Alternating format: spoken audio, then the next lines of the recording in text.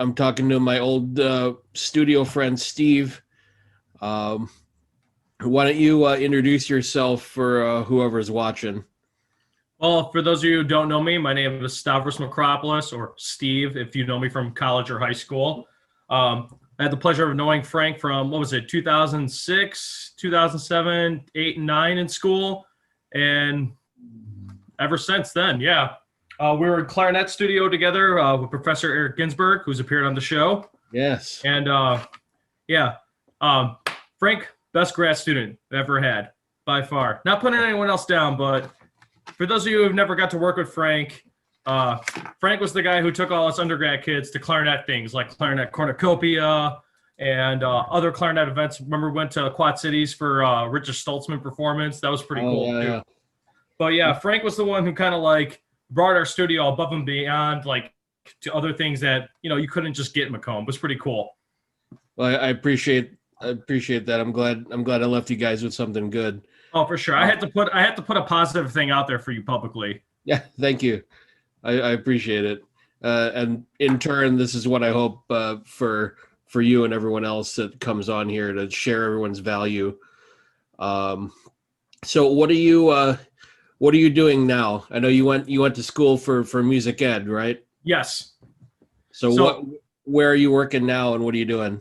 Currently, right now, I'm the head band director, so the junior high band director in Midlothian School District. Nice. And I've been there. This is now my 6th year. Wow. Time flies. Oh yeah. I think geez, I'm losing count, but okay. So it's my 6th year there. 4 years in Plainfield before that, doing part-time band and full-time gen music. So I guess I'm coming up on my 10-year graduation anniversary from Western. Nice. So yeah, I graduated in 2011. So 2021. Yes, we can celebrate by being terrified and staying in our homes and keeping our distance from each other. That sounds fun. Yeah. Stay 6 feet away. Right. Or in this case, 60 minutes away. Oh, yeah, there we go. Now let me ask you this, because it's kind of a sign of the times. How has all this corona stuff affected your program? Well, affected. It definitely has. Our school district had to obviously restructure just like every other school district. Currently we're in a hybrid model. There's kids in the classroom, kids that are not. With our district and how the hybrid model worked, band is no longer happening during the day. In fact, I've actually had to help out and pick up a good chunk of the general music workload, cover that, push out assignments for that. And band really is just now, it went from a program that we were building up from like almost the ground up to what it had become to now where it's just a couple, the last hour and a half, the last, and I work after school too with the kids, but it's just been Zoom lessons or Google Meet lessons. Try to keep it no more than 4 or 5 in a lesson, and we get about 30 minutes max once a week. So it's definitely taking its toll.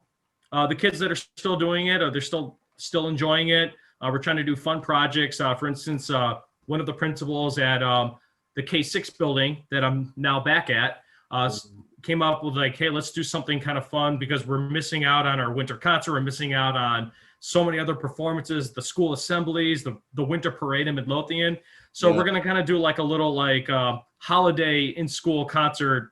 Basically, hey, kids, send me a bunch of recordings. I'm going to do some like Michael Eisner Disney style narrating, and then we're going to just switch to you playing your Christmas songs with the Essential Elements or Alfred Publishing background music playing with it. Yeah. So we went from climbing up and like building skills, like creating an ensemble, like we added an ensemble, we had a concert band, then we were going to add jazz band this year, to now we're just, hey, let's just do a fun little holiday thing. And, that's what COVID has done. It's been challenging. Yeah. Well, I'm glad to hear you guys are at least doing something to keep things going, keep interest up. Hopefully we'll wind down with that soon and see things grow again. But yeah, a lot of these other guests I've been talking to, it's like they're all over the map. University professors, gigging professionals, other private teachers. Like Mhm. it's hitting everyone a little differently. So I was kind of curious, like, from the school music perspective, how it looks. Yeah, Um, it's I mean, you can see it too, just being in the band field, and then everything that goes along with it. Private lessons teachers, like such as yourself, our music company, like what's happening in their business, because we're not the only school that isn't allowed to do, or just because not only the school district, but because of COVID in general, we can't do recruiting, we can't have registration nights, and that's not only affecting our programs, but that's affecting the entire music community. yeah, it's tough because especially for school music where you're kind of doing a lot of long term planning. Mhm. Something in the survival community, this is called a black swan event. Just something you don't That's expect. not the first time I've heard this phrase used for education Yeah, during the COVID era. right. I mean, because who could have expected just a worldwide disaster? You know, Well, right. I but mean, when we were in school together too, I mean, the bird flu happened. I think when you were still at Western, and didn't even affect us really. I mean, yeah, it had effect on the world, but didn't. And then a couple of years after you left, that's when the whole swine flu happened. And I mean, no one, like, nothing shut down, nothing changed, at least for us when we were still college students. But this one yeah, has been quite different. right. Yeah, it's interesting to see the difference. So we'll see how we'll see what the world learns from this moving forward. But that said, I'm Hopefully glad something. there's yeah, but I'm glad there's still stuff going on. You guys are coping how you can, despite the circumstances. Now you mentioned our history together at Western. How did you get started in clarinet in the first place? Oh boy. Um, Started off in a private school in elementary, didn't really have any music, and it was basically church and sports, and that was Yeah, about all that was offered. And for someone like me who, like, I want to pursue music, decided, well, in my family, I decided that after that fifth grade year, I was going to transfer to a junior high, Conrad Junior High. And the clarinet, I kid you not, we went to Sam Ash Music in Burbank, which is no longer there, and just like, oh, that looks fun. And I tried it out on, some no-name brand instrument that fell apart like less than 24 hours later. And I played Mary Had a Little Lamb at the right in the store, and then that was it. I'm like, yep, clarinet. Then one day later, went to a real music, like a mom and pop music shop, and they're like, you bought $100 clarinet. It's a toy. Like, let's get you a real one. And then I got my Armstrong, which is that Selmer company makes Armstrong. I maybe don't I remember. don't remember. I still have it. It's still have it in the other room. I don't know if it works, but I just kept it because that was the instrument that got me started. But There you go. yeah, we paid when I was in sixth grade, 1999. Paid less than $300 for a student model clarinet. I know they're $800 now, but and then I played that thing all the way through college. That was my pep band horn, my marching band horn too. Till it wasn't worth the repairs it needed. So then I just Yeah. bought a cheap Bundy. Oh man. That's yeah. It started just in a music shop, going, that looks fun. Nice. Yeah, I'm always curious. Everyone's got a little different story. I don't know if I mentioned mine on here yet. I know we've talked about it before. Mhm. Um, my family wanted to compete with another Asian family in our school, and their kid started clarinet. So like, okay, now little Frank Jr. Now you're starting clarinet. You're a clarinetist now. Yeah, and now last I heard, she was a successful lawyer somewhere, and I'm still playing clarinet. So I don't know if that means I won or I lost. You But know what? You take what you can. Hey, you're still the clarinet player. there we go. There we go. Exactly. I guess victory is based on the metrics. But I yeah, never got the whole, oh, you're Greek. You play clarinet, play some Greek clarinet music. And that actually, I thought that would happen throughout my career. And maybe jokingly, it happened once. And I can't remember where I got this from. Did you give it to me, or someone else at Western gave me a Greek clarinet method book? oh wow, I don't remember doing that. I don't know if it was Ginsberg who gave it to me, or someone else just happened to find. Maybe, I don't know. Maybe one of my parents did, but I remember having that like my junior year of college, and I'm just like, oh, I guess it is a thing. Maybe I should learn it. And I did show it to Eric Ginsberg too, and he was kind of fascinated by it. Yeah, I mean, we in our little slice of the world, we have kind of a narrow view of what clarinet is, school band and orchestra and whatever. But all these kind of pan-European and into the Middle East too. Like there's it's developed its own kind of history and culture over there. Yeah, I kind of took that ethnic part for granted. Did it have, like, was it Albert system keys or something in the book, or do you remember enough about it? I remember, I think it did, but it was more it didn't really focus so much on like this is E, this is D, this is C. It was more of like these are little music theory concepts. These are the rhythms they should start off with. They used the solfege do re mi instead of, we learned C D E. Mm-hmm. And that's what the book was kind of like. It was kind of like covering the same things we do, but it was almost like in a more universal approach, I guess, where you didn't even know. The book was in Greek, and I could speak it decently. I can't read it anymore. I haven't been able to read it since 5th grade, but I didn't have to know how. I could just tell by how it was written out. Like, it just covered those basic concepts. Like, you didn't have to know how to read Greek or English to figure out that, hey, they're trying to teach me a half note here. Yeah. And they're trying to teach me how to hold the clarinet. It was kind of interesting. Yeah, it's interesting to see how much or like which places take which approach to music learning. Like a lot of my friends who are outside the US, I feel like I've heard more of that solfege approach. Yes. So I wonder then go ahead. How it how it affects learning music compared to our, like, whatever it is we do, like the music theory based, and like, with concert key versus the instrument key and whatever, all that stuff we learn in the US program. That's fun explaining to middle schoolers. Like, but why is the G and F? I'm like, just it is. Just like, I'm not going to get into the physics of it. Like, just learn your concert pitches. Okay. And then they do. So I'm sure there's a more educational approach, but right. Yeah. That's something else I've been studying too recently. Like okay, so I have an undergrad degree in education as well. Mm-hmm. And there's a lot of that, you can probably attest to this. There's a lot of that where it's classroom management. You're learning how to direct kids in the learning that you're prescribing to them. Right. But then I started thinking recently, like, why are we doing those things? Like, I mean, part of it is trying to convince them to do it. And it's important because if you have zero background, you need some kind of direction to get started. But then it's like, I don't know, maybe it's the idea that we're the ones prescribing what they need to learn. And like, I would like to, or maybe I'm toying with the idea of having families and even the kids themselves have a little more ownership or leadership of where their learning goes. I don't know if I'm making sense. No, I know what you mean. Yeah.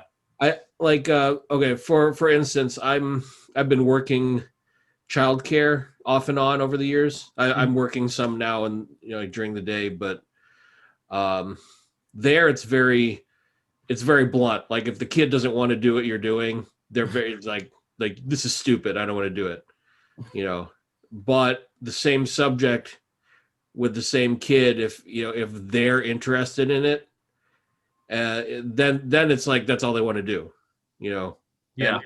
And now I've been weighing, like, do I really want to coerce these kids somehow, like manipulate them into wanting to learn it, or should I kind of let them find their way, because then they'll be genuinely interested? And like, where's my line in that, Right. And that's a big challenge. I mean, I get that challenge all the time. We up until last year, like, I was still in charge of the beginning band program and the younger side, but now we've hired someone else to help out. But that was always the big challenge with the beginning band kids. Like, Essential Elements says everyone's got to start on concert F. Well, you know what? That doesn't really work for the trumpets and trombones all the time. So why don't we try this? Like, I would notice, like, at first, like, okay, we're going to stick to this because, it's the band method. And then they're just kind of like, I can't hit a G on the trumpet today. But you know what? We did it the opposite. We're like, let's start on C. Let's work backwards in the book and let's be different. They're like, oh, this is fun. Because it was almost like we're not supposed to do it that way. And then, you know what? Right. G, D, E, F, G, they got up to it. And then just like something like that, like you kind of push that, like what you're trying to get across, but you did it in a way that interests them more. Like, yeah, we're going to all sit there and honk on a concert G. Half the brass won't get it, and the clarinets would puff on their cheeks. Yeah, everyone played a concert F. Great job. But you know what? I don't know. It doesn't work. They were much happier knowing that I can start on the C, something I can do, and then build up to it. Mm-hmm. Yeah, I guess it's establishing that. Yeah, because when you show that they can achieve it, from a different angle, it does make it a different experience. Yeah, in a way that's not only more interesting to them, but maybe more beneficial to them. Or hey, I can grasp that concept better. Because usually when a kid's bored, it's like either it's way too easy for them, or they're just struggling with it and they're frustrated and they shut down. At least that's been the experience a lot with on the band side of things. But when you make it interesting to them, or they show that they're building success, all of a sudden, like, oh yeah, I can do this. I mean, I had a flute player who's I'll probably say like she's one of our stronger flute players now. For the first couple of months, just couldn't play anything, really struggling. And then all I did was just talk with her, talk to mom at home, and just like a couple of different suggestions. Why don't you try it completely different this way and just start here? And she was like, I have to practice an hour on Monday and an hour on Thursday, just examples. But I'm like, why don't you just practice 10 minutes every day? Or like we changed up the practice routine, or like, why don't you just work on this note or explain something different instead of like, you want to create this type of aperture with this type of face. I'm just like, something I took from my sister in her school is just like, say the word poo. And then, oh, look at that, your embouchure's formed. Then she got it, instant sound. And then all of a sudden, it didn't sound like a jackhammer. It sounded like a flute. Like, it was amazing. And now that student, like, it's so much fun to have that student lesson because she's excited about it and she's always making progress. And she's aware of those mistakes she used to make and now corrects them herself. I'm just like, all right, that's one of those good teacher evaluation checks. Right. Evaluation time. Students self-teaching here. I just got the notification for your Zoom meeting. Oh, good. Great. It didn't remind me to install Zoom on my computer, though, but whatever. That's okay. Maybe I'm sure there's enough people doing these. Maybe Zoom will toss me a couple of advertising bucks for this kind of stuff. Yeah, there you go. No, I'm glad you brought up the practice routine too. Like, it's funny how many times I've heard like such a rigid, structured approach, like has to be exactly 2 hours, and like whatever the constraints are, and then depending on the kid, people take that like scripture, and like you don't think out of the box, and then you're just grinding out hours and getting exhausted. Like how about like you were saying, like how about 10 minutes daily? Like maybe in that shorter time you'll focus differently, focus more, build a better habit. Right. I started doing that with all of my students. Because inevitably a parent will ask like how many hours do they need to practice, or like something to that effect. And I always tell them like think daily and think cumulative, Right. because if you can do 5 minutes here, maybe you can do 5 minutes there, who knows? Yeah. And especially, the last 5 or 10 years, I feel like I've seen the average junior high or high school kid get just busier and busier and busier with more and more stuff, like extracurriculars or like advanced classes, or whatever the parents are getting them into, multiple sports. So yeah, we see it in our school all the time. There's 16,000 clubs, even in our tiny school district. There's always something they're involved in after school, and the curriculum themselves. Part of what the whole COVID thing is, during the day the kids are like the time the kids are there, I'm helping out with the 4th grade class before I can do the music and band stuff. And just seeing what the curriculum like is math, like we flew through multiplication, division, and fractions, and I've only been there in a month, and that's just the expectations now. Like, we got to do this, we got to do this, we got to do this, and when it gets to band, they're like, "Oh my God, I'm overwhelmed." Like, Right. it's like it doesn't have to be that way with band. Yeah. Or music in general. Yeah. Keep saying band. Sorry, I know you're an orchestra guy. Right. Well, this year I'm not hardly anything because all the performances have been canceled for the year. So I'm just some guy who has a clarinet in his house.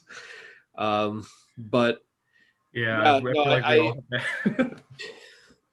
but I get frustrated when I see the kids getting overwhelmed like that. Like I mean, and it's for things that normally would be good, but when they're forced to do it and when the workload is so high, like everything becomes too much work. And then what are they left to enjoy after that? Yeah. Like, they can't hardly be kids. Like I've been in an e-learning room, like facilitating early elementary kids doing their e-learning. Yeah. And some of them are just like literally being driven to tears because like it looks so overwhelming, and like the setting is so different from what they're used to. Oh yeah. Like, I've never seen it like this before. Like literally sobbing, like literally tears running out of the room. I don't want to do that. Yeah. I mean, I've certainly felt that way myself, but I hear you. Those times like that in the middle of a rehearsal, but yeah. Well, it depends what maybe no, never mind. Yeah, we'll do if there's anything else you want to get off your chest, we'll do a spicy episode where yeah, there we go. I have to put an age restriction on these or something. Yeah, Mr. M, how do you really feel? No. Oh man, but yeah, no, I mean, welcome to 2020. It's been quite a year for dealing with music, with education, with just living daily life. You know, figuring out whether I can go to the grocery store and get toilet paper or paper towels or not. Like, yeah, do they exist, or am I going to get sick going to buy a carton of eggs? Like, yeah. Like, okay, you can't sneeze. You know, it used to be sneeze. Oh, you sneeze. Oh, bless you. Now it's just sneeze. Like, what's wrong with you? Yeah. Like, shame on you. Like, that's. How dare you have normal human disease? Yeah, I know. Like, we had a poor student who just like coughed, just like, and everyone looked at him like it's okay. Like this building's 100 years old. It's dusty. You can see it coming from the ceiling. Like, pretty sure that's what's causing it. Right. Yeah, it's so weird, people's reactions. Like it's like the new witchcraft. Like somebody coughs or sneezes, we're gonna go burn them at the stake. I know, shame on you. How dare you? Oh God. Anyways, yeah, if we sat and talked COVID, it'd be like 5 hours just by itself. But yeah, I mean, I can pull up IDPH and we can start showing stats and yeah. Pretend we know what we're talking about, and there we go, news channel. Right. Well, maybe I'd make a couple more bucks doing this that way. But just yell a bunch of stats in at least 3-syllable words in like 2 per every sentence. Right. You know, it looks like you know what you're talking about. Oh man. Anyways, so you've been in school music now for a decade or coming up. Yeah, this is my 10th year teaching. Straight out of college. So I was fortunate enough to get a job right away in the suburbs. Yeah. Well, yeah, that's a good. What's a great day at work for you? Like COVID notwithstanding, like a typical year, what's one of your best days at work? 3 days before they shut everyone down. That would we're part of the South Suburban Junior High School, SSJHSC. I can never say it right, yeah. But it's similar structure to like an ILMEA type of thing. Mm-hmm. All the schools from our conference, everyone brings their highest level group, and we perform 2 songs, and there's 3 judges there that give you a score. That was the last thing we did. I think those couple weeks leading up to that, the rehearsals, we give the kids music that's really challenging. There's 7th and 8th graders in that group too. So the 8th graders, not so much, but seeing the 7th graders grow and really step it up, And then that performance, that's the biggest peak where like, or I should say, they're growing, they're doing good. And then when they get to there, boom, like it's a completely new level of ensemble. And that's probably the peak I would say for this in Midlothian with the symphonic band, our highest ranking band, our 7th and 8th graders. So that's probably like the most exciting time. It's busy. We're there on a Wednesday night, a school night, staying up late till 9:30 a.m. doing band stuff. Yeah. And the kids love it, and they get to hear other schools. They get to see like, whoa, is that the school next door to us? Oh, that's really cool. Like, wow, that band has 90 kids. I'm like, yeah, isn't it crazy? Like, just to see, because we pull from like all over. Like, we have schools from like Blue Island, Midlothian, Oak Forest, and then Palos and Alsip. So like, you get little school districts and big school districts, small band programs and large band programs. It's pretty cool. And it's just like, it's kind of like when we would do anything big, like grand band, like where you get to like when we did the clarinet convention at Northern, like, oh my God, there's like hundreds of clarinet players and we all play clarinet and we're all from a different state school. Like, how cool. Like, it was that same type of feeling, and seeing them do it, that's probably the top highlight. Yeah, there's something special about that kind of experience when you get, because if you're kind of stuck in your whatever environment, you get a little, I don't know, it gets a little stale, and then you get that burst of excitement being out in like a bigger pond, and that's one of the reasons I kept pushing for all my colleagues to try to go to stuff like that, because I mean, God forbid you spend your whole, like, let's say undergrad or grad school being the big fish in the small pond, and then suddenly you see, for me it was like you see just how far you can go, and like you might not even have conceived that you could accomplish some of these things, Oh yeah. but here you are with even some of your peers who are just like way beyond what you might have imagined, and it gives you something to work towards, some excitement in the field. Each time I'm happy that they have experiences like that at like school band level and up, because like there's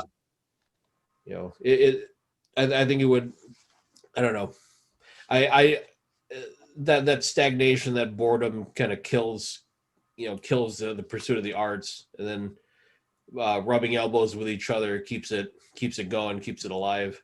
What was the year we went to ISU? It was Charlie Neidig was performing. I remember that, and for the life of me, I can't remember going or any of that. Well, we can talk about that off camera. No. But it was a separate. It was like he just showed up, like he was touring or something, and he showed up there. Yeah, and we happened to be. I think it was the year after you too, right? I think you had graduated by then. I was with Kurt McCarrick. Remember Kurt? Yeah. Yeah. Somewhere in the area now too, right? I think so. Somewhere in DuPage. Honestly, I haven't talked to him in a couple of years, so I don't know. Maybe I'll reach out. Yeah. But I know he's doing band and everything. I know he's been busy. Like, actually, my first year teaching, I got to work with him because I had to take over the band full time for the band director when on maternity leave. So I had to get a maternity leave, as a 23-year-old teacher. And then Kurt was my sub in the general music courses. And then he helped me with jazz band and all that too. So it was kind of funny because like, I remember because it was another going back to school after some sort of break or a long weekend. And hey, let's stop at ISU and see another, clarinet performance, and cost us nothing. It's just now like, you want those experiences, you got to pay for them, or, take advantage of them while you can, especially you college kids out there, like go to that stuff, go to all the recitals, especially your faculty teachers and guest artists. Yeah. Oh, I was just talking. One of my previous episodes was with Dr. Gainey. She's the head of International Clarinet Association now. Okay. I mean, they've had a lot of everyone's had a lot of setbacks this year with as far as the arts, but it sounds like they've got a lot of great experiences planned. Assuming we get to meet this coming year for the Clarinet Fest and all that. They're thinking of a lot of good things, like international outreach, facilitating other, like learners of different abilities. Like for anyone watching, you can go back and watch her episode and figure out exactly what she said, because I can't remember right now. But those things are those types of events are important to go to. And like you said, it breaks up that still, like for our band program, like February, okay, contest music, it's like it's a drag, like it's like, come on, come to rehearsal, let's go. But then when you have that big moment, like, the year gets more exciting, and then more events start to happen. I mean, it was like with school, like, in the spring, it was kind of dead. Like you come back in January, like for me, like I started doing pep band after freshman year, because I was just kind of like, here we go, music theory class, lessons, and wind ensemble, concert band, whatever at the time, whatever I was in then. And, it wasn't fun. But when we did basketball, like that was something different. Like, oh, we're going to play as loud as we possibly can without dynamics and scream at basketball players and pretend we know what's going on the court. Like, But like anything of those experience, that's what you remember. Like I remember the 2 years you were there, or like wherever, and anytime you were back at Western, it was the experiences that we did together. I couldn't tell you what you played or what I even played at any studio performance. But you know what? I remember all the things we did as a studio. Yeah. Yeah. And I remember like, what did I learn in Ginsberg's lessons? I know I learned a lot of good technique stuff, but I remember that he had the studio over for like a pre-Thanksgiving like bonfire. Remember we did the s'mores? Yeah. Or was that the time that we just showed up at his house completely unannounced? That was funny. Oh man, I can't believe we didn't get like the cops called on us or something. I don't know if he was even home at first. No, he wasn't. You're like, I think we answered the door. You're like, hi, is Eric home? And then like, oh, he'll be home soon. Like, okay, we kind of just walked in. It was awkward. Like we're all sitting at the table. He walks in, and we're all just like, hi. Oh man, yeah. What a patient teacher. Uh-huh. But no, I think he had just as good a time too. It's been good talking to him through this show too. Like,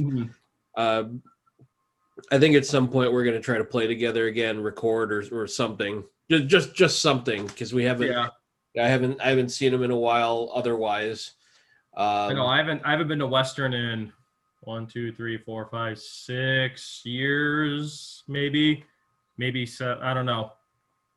You're not a big fan of the homecomings and all that. It's fun. It's great, but driving 3.5 hours and being once we get that full band director like time job, it gets difficult. Like, yeah, sure, I can go leave, but that's 2 less rehearsals we have before our winter parade, and right. like, and then it always falls on a day that doesn't work. And half the time I was involved with high school marching bands in the area, and of course we have a Saturday. It's always marching band on Saturdays. Wake up at 4 a.m. and then get home at 4 a.m. for the ISU state competition. Yeah. That's one of the things I respect about good band directors, and something like it helped me realize that's not what I'm cut out for. Is like it's so time intensive. Yeah. Like, if you want to do a good program, like you're just buried in it. That's why my main reason for middle school is I like working with that age group, and you're like, hey, we're going to learn how to do this from the beginning. I think that's like the coolest thing. And like, if you want to have any selfish part of you, like that, for me, I get to work with the young ones and bring them up so they can be successful later. Mm-hmm. But the other nice perk about being in the middle school director is you only have a couple weekends a year. Like there's probably about 4 or 5 Saturdays a year, not every Saturday. Our band camps were just they're only a couple hours for 2 weeks, and it wasn't the whole summer 6 days a week, because I helped out one of the Lincoln Way schools, and I was doing full-time staff there in addition to my full-time job at Plainfield. And yeah, we were 12 to 14 hour days. Wow. Monday through Saturday in the summer, Sunday off, and that was it. And and that was I was just a field tech. I mean, I wasn't even running the show or anything, or even the caption head at the time, or whatever you want titles. But it's just the time and dedication and what you need to do, and how the parent help. And it was a very competitive school, and the props involved, the tens of thousands of dollars that went into buying shows, this field design, guard equipment, guard staff, like it was a production. Yeah. I mean, like truly it is. Like, it's like you want to know why Broadway tickets are like $250, $300 a piece. Like, well, here's all the stuff that goes into it. You're paying for, all this time and effort and thousands and thousands of dollars of equipment just to play a 15-minute music show based off of some band arrangement. Like, it's crazy. Yeah. But you know what? I could not do the band thing full time. My brother does it. He's one of the director. He's the assistant director at Marian Catholic, and he was telling me that he's just like, it's a lot. And the head director, which everybody knows, Greg Bim, like I don't know how old he is. I don't want to say, but he's still doing that, like giving it all he's got. And, he's a guy who I think he's in retirement age or close to it, but he's still going 110%. Yeah. I'm just like, I mean, why quit though, if you're doing what you love and you still right. Yeah. It's crazy though, but the high school stuff, especially, it's time. Yeah. It's all your time. It is you. Just like, what do you enjoy doing? Band. What are your hobbies? Band. What's your profession? Band. What do you do when you're not doing band? Band. Right. Yeah. Like I said, I have huge respect for good band directors, school band directors, and I like at some point I just figured out like that's just not for me. Like, and I think, or let me put it this way: how much did your perspective change on music ed from when you were just getting started in school to now that you're in it? Like how different is it on the other side of school? I initially, as a high schooler leaving, going into college, I wanted to do the rah-rah band, teach a big high school, have the marching band. But as I started to go through it, and just seeing what the college directors and professors like, and they have even told me too, like, if you want to do high school, you're going to work even harder than we are here. So just keep that in mind. But as it went along, like by freshman year, I'm like, you know what? I'm going to do the younger kid. Like, I want to work with the younger kids. Like, I think that's more my thing. The methods classes, learning it from the ground up, like that's what I like. Like, I'm the kind of person, like, I want to try something new and really learn it and try to learn it well. Like not just music too. Like, I got into like road biking and stuff and, doing the research, taking the time to do it right. Like other instruments, like I'm a terrible flute player. So I take the time to really, really learn what it means to make a good sound on the flute. So like that started catching my interest. And I think by the time like the end of sophomore year, I'm like, all right, middle school band. The time stuff too, like I expected to work many, many hours, but I don't know. Like I expected the workload that I have, but when you get older and you do it and you find different ways to do it more efficiently too. Because I mean, like if I were to teach band the way I did my first year versus my 10th year, it would take me 10 times longer to accomplish what I wanted. Yeah, that's important. That's an important factor, the efficiency. It's funny, even down to the private student level, and then across fields into my martial arts school, we spent a lot of time trying to figure out like what's an easier way to do the same things, like not doing them lazier necessarily, right. Although people get a kick out of it when I communicate it that way, like let's try to be lazier, but it's like I only have so much energy to expend, right? How can I use that to the greatest possible effect, right? Because I every day playing field, like my first couple, like my rookie years of teaching, besides the long drive to and from Hickory Hills, but I'd come home and literally pass out and sleep for an hour or two and then have an alarm clock because I wouldn't wake up till 9 o'clock because I was just exhausted and drained, even in that same time frame of teaching. But everything I was doing, like hooting and hollering, doing the teacher voice and always talking like this, like, oh yeah, the energy involved even just for that persona, man. Yeah. And I've learned that, like, especially with the young kids, just talk slower, talk a little calmer. When you do that, they get more engaged because it's not just yada yada yada yada yada, like, that whole bouncy, like off the wall feeling. And I've learned that, like, oh, by taking a little bit different approach. And once you get comfortable, like doing anything, like you can be more of you. You don't have to put on that teaching face, like teacher mind. Like I can still be me while educating. Of course, like I'm not going to talk about like, hey kids, Mr. Dello and I used to like chop trees with machetes in college because we thought it was funny. Actually, I had one of my machetes hanging up here. I had to hang it up because I'm like, nah, we'll be adults, but like, I'm not going to do that, like, but at the same time, I'm going to be me. Like I talk to the kids, like I talk to them in my normal voice, and they appreciate it. We still get the lessons across. We still keep that very, like, I'm the teacher, you're the student type of relationship. But at the same time, like, you can be comfortable around me. I can be comfortable around you. And like all of us, like we're a band. Like it's that whole, like, we're doing this together here. And one thing I've learned too is just let them know, like, this is all about you guys. And like, when you make that right off the bat, like I literally tell them, like, I'll pull out my custom baton by Newland Baton, beautiful craftsmanship woodwork. I'm like, guys, all I do up here is wave a stick and just go, oh, louder, softer. I'm like, am I really doing anything, or is it you doing all this? And they start to take ownership, and then I don't have to correct dynamics. And you know what? My rehearsal just got much easier for me to run because they're being more productive on their own because I don't have to put on this type of show when I'm conducting. Yeah. Like I conducted with a crayon, like the day before I'm sorry, it was a marker, like right before our band festival, and they got their best score they did. Like they beat their last previous score, still getting it up like a superior or Division I or whatever rating. Nice. And like, it didn't matter. Like, it's like, it was you guys. It wasn't the stick I was waving or the gestures I made or the facial expressions for the climax of the piece. Like, sure, that stuff's important sometimes, but there's other things that are more important. Yeah. Now, having said that, that perhaps that implies you've seen some directors and some programs that are not ideal. Like, it's more. I've been very fortunate. Our conference that I've worked with and the directors that have been there, we all, like, for the most part, we all get along. Like, it's not like we're all hanging out at each other's houses every day. It's because, I mean, we're all adults, and a lot of them have kids, and I have a dog, but that don't count.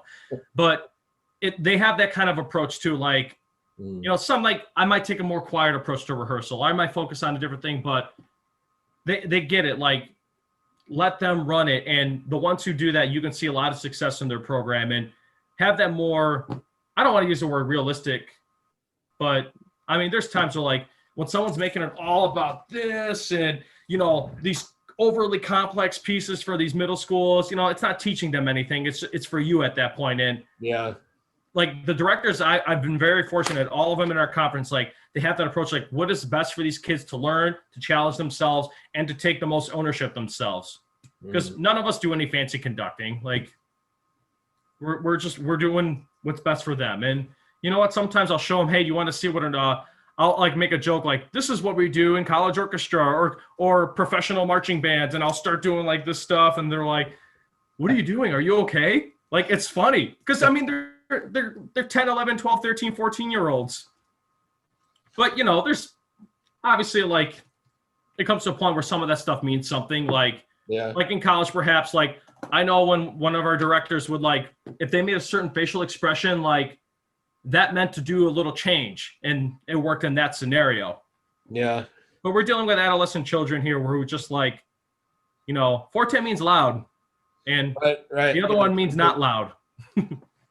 Yeah, it's interesting. I mean, I've certainly seen, I've seen programs like that, in my opinion, where it's a little bit more about the teacher than it is for the students. Yeah, if you're doing it, get off the podium and go get another job. Like, we're not here for us. Like, I care less. The only time I ever want my name plastered on something is my spirit wear for school. Like, that's because the kids think it's funny that, hey, Mr. M, you got your name on your hoodie. Like, but I don't label myself director of bands at our school. Like, no, I'm like, technically, yeah, I'm the head director, but nobody cares. Like, get over. You're a band director. You know what? I have this conversation with my brother all the time. If you really go into the mindset of the school thinking, I am just as important as the math teacher, the science teacher, the PE teacher, and I'm not some grandiose guy with tails and a stick, like, when you go in that approach that I'm here for you, just like everyone else is here, that's when I feel like you get the most accomplished. Yeah. And the kids, like the way the kids respond, like I've experienced this myself, like being in and out of like subbing in these types of programs. Like if you're genuine with kids, they respect you so much more. And Oh yeah. if you BS them, or if they detect anything like that, they'll eat you alive. Yeah. Like I've seen it happen to people where it's like that just that glimmer of being disingenuous, and now it's just suspicion, and they want to push your boundaries and test.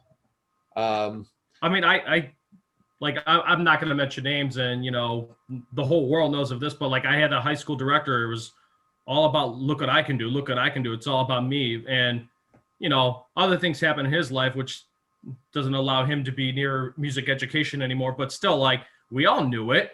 Like you're arrogant. You just care about you. Like we knew that as like 13, 14, 15-year-olds. Like you're not doing this for me. You're doing this for you. Like why'd you pick that song? Like it means nothing, or I don't know. It was all the resume builders. Yeah. I mean, it's so it becomes more apparent talking to you, like the way education should be. It's like it's a service industry. It's a service field, and even just doing it, like you accomplish so much more when it's treated that way. And like it's like proportionally, the less you treat it that way, the more setbacks you create, and like the more resistance from the people you're trying to serve. I mean, yeah. So there's our moral lesson for all the listeners. Like, don't get in the head if you're a self-serving jerk. Yeah, if you care of how you look from the camera filming you conducting from the backside, just get off the stage and I don't know. Yeah. Oh man. Do something else. Like there's, because you're not doing the kids like any service doing that. And I mean, you've seen stuff like that, and we don't have to get into situations, but I mean, we've had, me and you have had the same reactions in similar situations that way. Like, who's this about? I'm like, right. Sorry, like, I'll tell you, like, and it goes to those situations.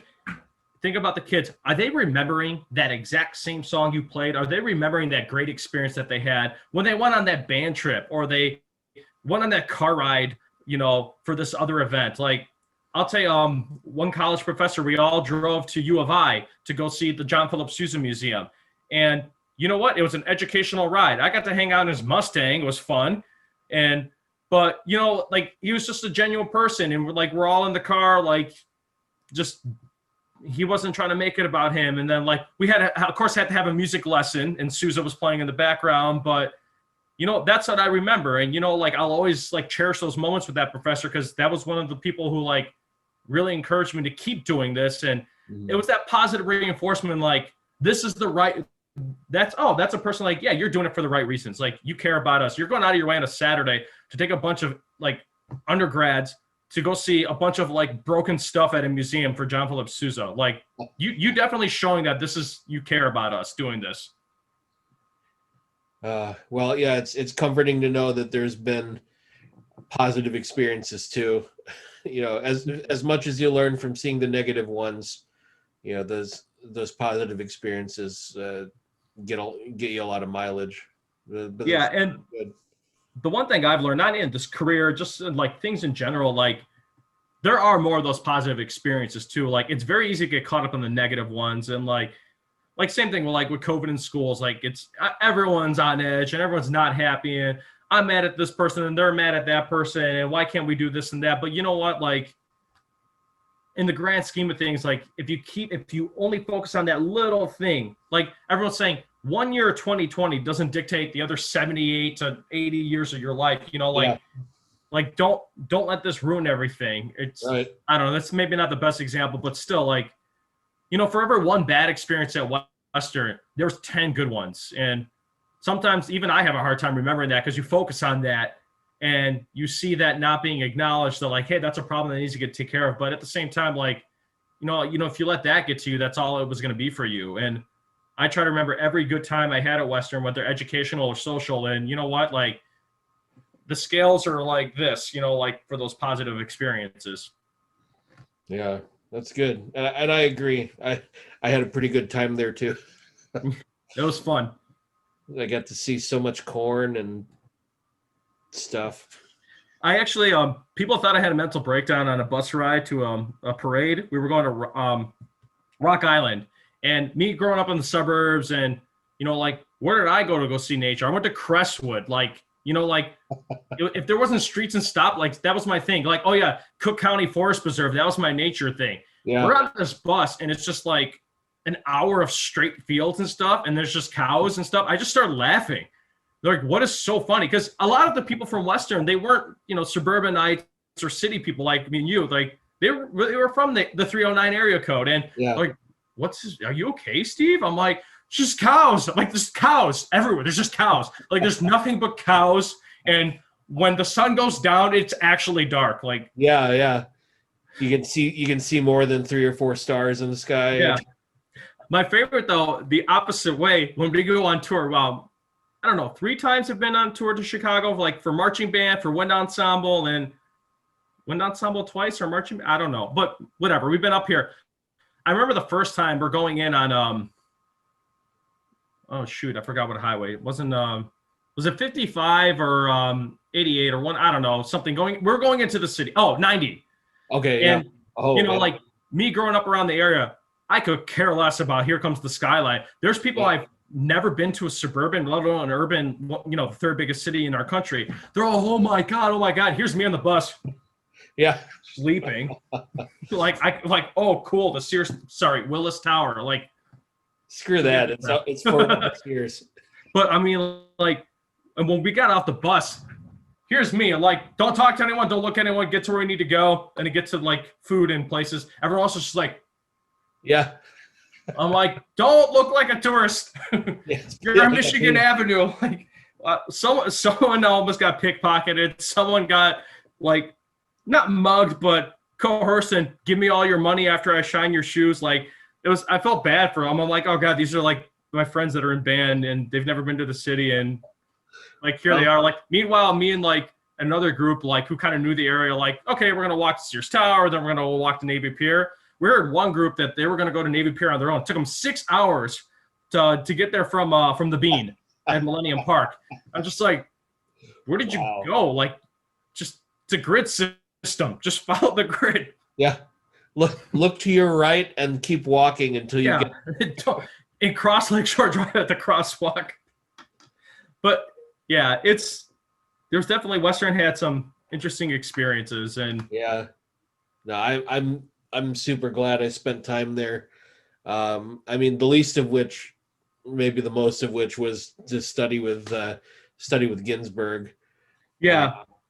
He was definitely a highlight there. And again, it's not saying, everyone else wasn't, but like he stood out. And I mean, I wasn't like the best clarinet player, but I had my choices of schools to go to. Western was the smallest one I picked, but it was because of Eric Ginsberg. I wasn't going, where's the best music education school? Which has the best prestigious school? Or what has the best football team? The high school thoughts. But I'm just like, where's the professor who went out of the way and make sure I felt welcome in the School of Music that said, hey, yeah, we'll put you up in a hotel overnight so you can have rest before you meet with him. And I mean, that's what I got at Western when I met with Ginsberg, and how encouraging it was, and the contact made afterwards, and at the auditions too. Like the other schools, like they're all great schools, great professors, but he walked right out the door after that audition, says, Stavros, that was great, man. Like I'm so excited. I'm just gonna tell you now, you're in. Like we'd love to have you. Like I didn't have to wait for the formal letter and get the open up the envelope and read a bunch of paragraphs that ended up I have all the acceptance letters from the 4 schools I applied to. Some are in my parents' garage, which probably is in the garbage by now, but like gathering dust or sitting in a landfill. But he was great. I learned a lot, and it was going off of that, like what we were talking about, like different ways to learn and study. Like I came from an approach like really, really heavily like focusing on, I mean, this was high school, and I didn't take too many lessons in high school, but it was all about the expression and growing the phrase here and really articulating a ta versus a ta. It's just like, shut up. Like, that's not what I need. You know what I needed? I needed Ginsberg to say, Stavros, sit down, relax, and just go da da da da da da da da da, and that's it. Like, just very slow chromatic stuff. 90% of the practicing was just the warm-up techniques and stuff like that, like your chromaticism, scales really slow, changing the rhythms up, inversing, flipping the rhythms backwards. And even in lessons too, the last 10 minutes or the last 5 minutes was the solo piece for juries. But you know what? I got a lot more doing all that stuff.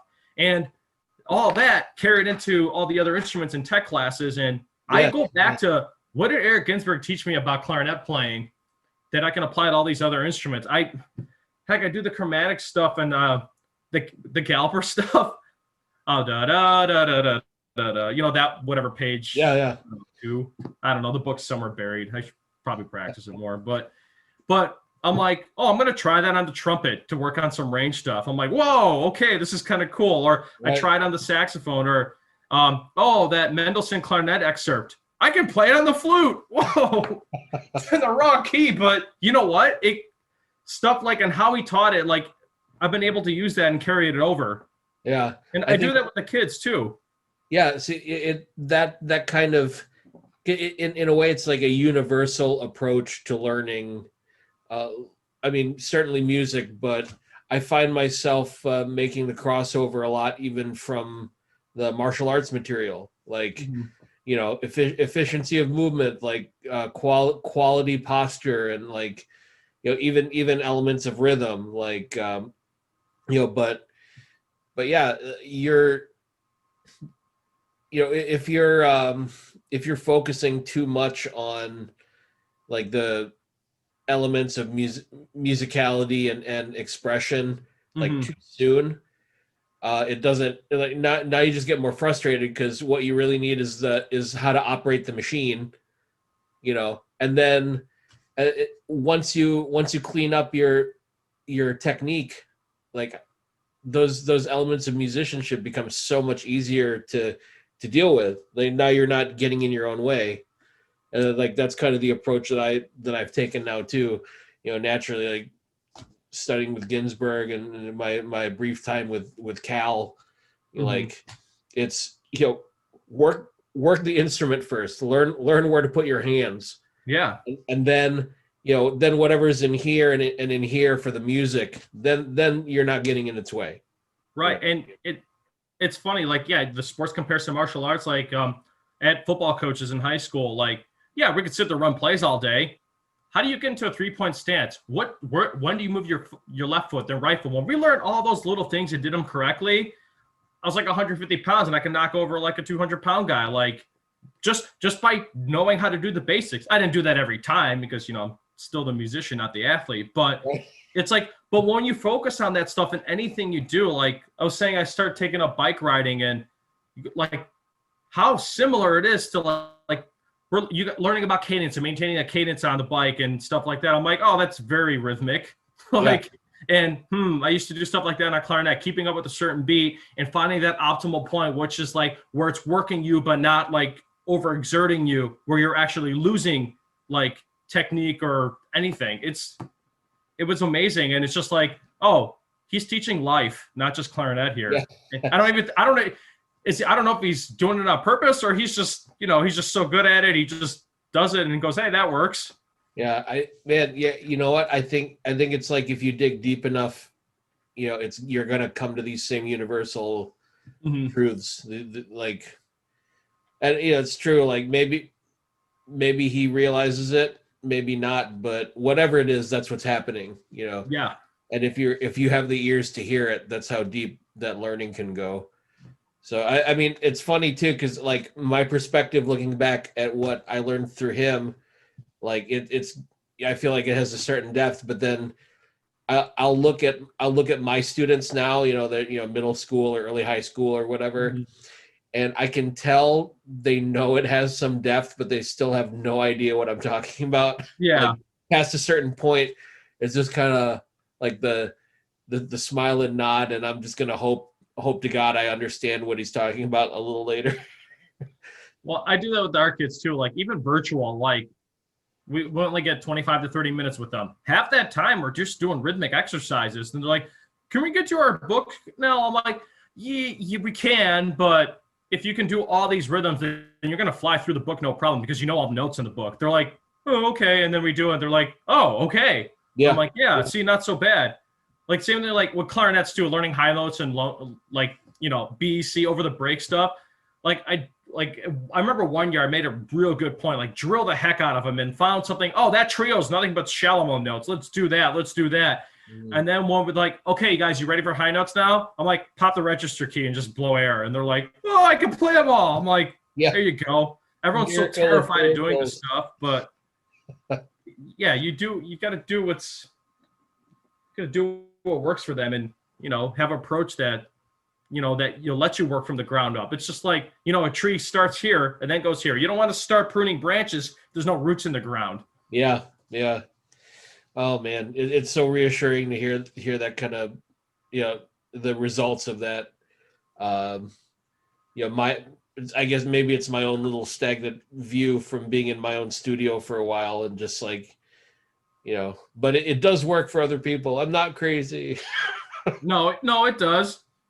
No, because I remember even like outside of school and stuff when like me and you would just practice or we had I forgot his name, East Coast, Wojtek. Remember when he came over to your house one day? It was just me and him for like 6 hours just playing clarinet, and we just did that type of stuff, like very basic. This guy is like levels beyond me, and I'm like, yeah, he's a monster. Oh yeah, it was kind of reassuring though to see him doing those same basic things and having that same emphasis. Like, yeah, this is the most important stuff. I'm like, oh, we're doing something right. You mean? And then him saying, yeah, you keep doing this, you'll be fine. I'm like, okay. See, that's something else that I grew to love about that, that approach to the instrument. It never made it seem like anything was just impossibly out of reach. Right. Like, they always made it a point to say like, here's how, and it's just, if you want to achieve it, it's a matter of hours. It's not like, I feel like other perspectives, it puts things into like, oh, you're in this like high level class of elites that can just do it. And right. Then here we are, like our little peasant playing that, we can never get up to them because they're the superstars.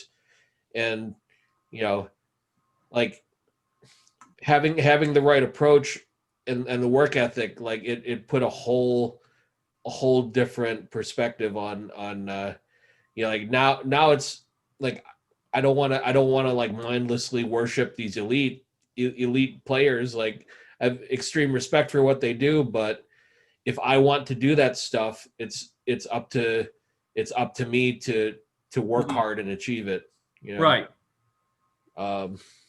Yeah, part of me is just like, I love playing the clarinet. Like I'm like, I'll be flat out honest. Every band director says practice your instrument every day. Like I'm falling behind that clarinet, and those things, like those unachievable things. I remember there's pieces I played in college that when I looked at starting, I'm like, there's no way I'm ever going to do this. And then like I was flying through it, like stuff that it's not considered like by professionals, like extremely difficult, like your typical Weber stuff. Like, oh, I was able to do it senior year. And like, it wasn't to the point where I was working hard. It was like, I was having fun with it. But now I'm like, my clarinet playing, I'm not practicing it as much. I'm practicing other instruments too. And then when I come home, I'm doing a different hobby, or, now I'm married, now I have a dog, and, there's other things. But when I went back this a couple of weeks ago, I'm like, I'm going to try playing through it. And I'm like, oh, I'm going to start doing the technique stuff again and start practicing that. And it helps. Like, like it'll take a long time to get back to the peak where I was when I was playing every day. But, this, and I thought like, well, I still understand these concepts. I could still play it, but it's that doing those fundamentals, you need those, and it's good for you. It's like athletes too. Like you want to be a runner, run a marathon, you better keep up your cardio shape all year, because like I know if I don't, like by the peak of summer, I can get on my bike and go fly 30 miles and like be fine and go and do something but now if I were to do it now, I'm only riding once a week because it's winter. Oh, I couldn't do it. Like you got to work there and get to that point. The unachievables that you put in your mind. Yeah. you gonna spend a bunch of money on a high end stationery for the house or anything like that?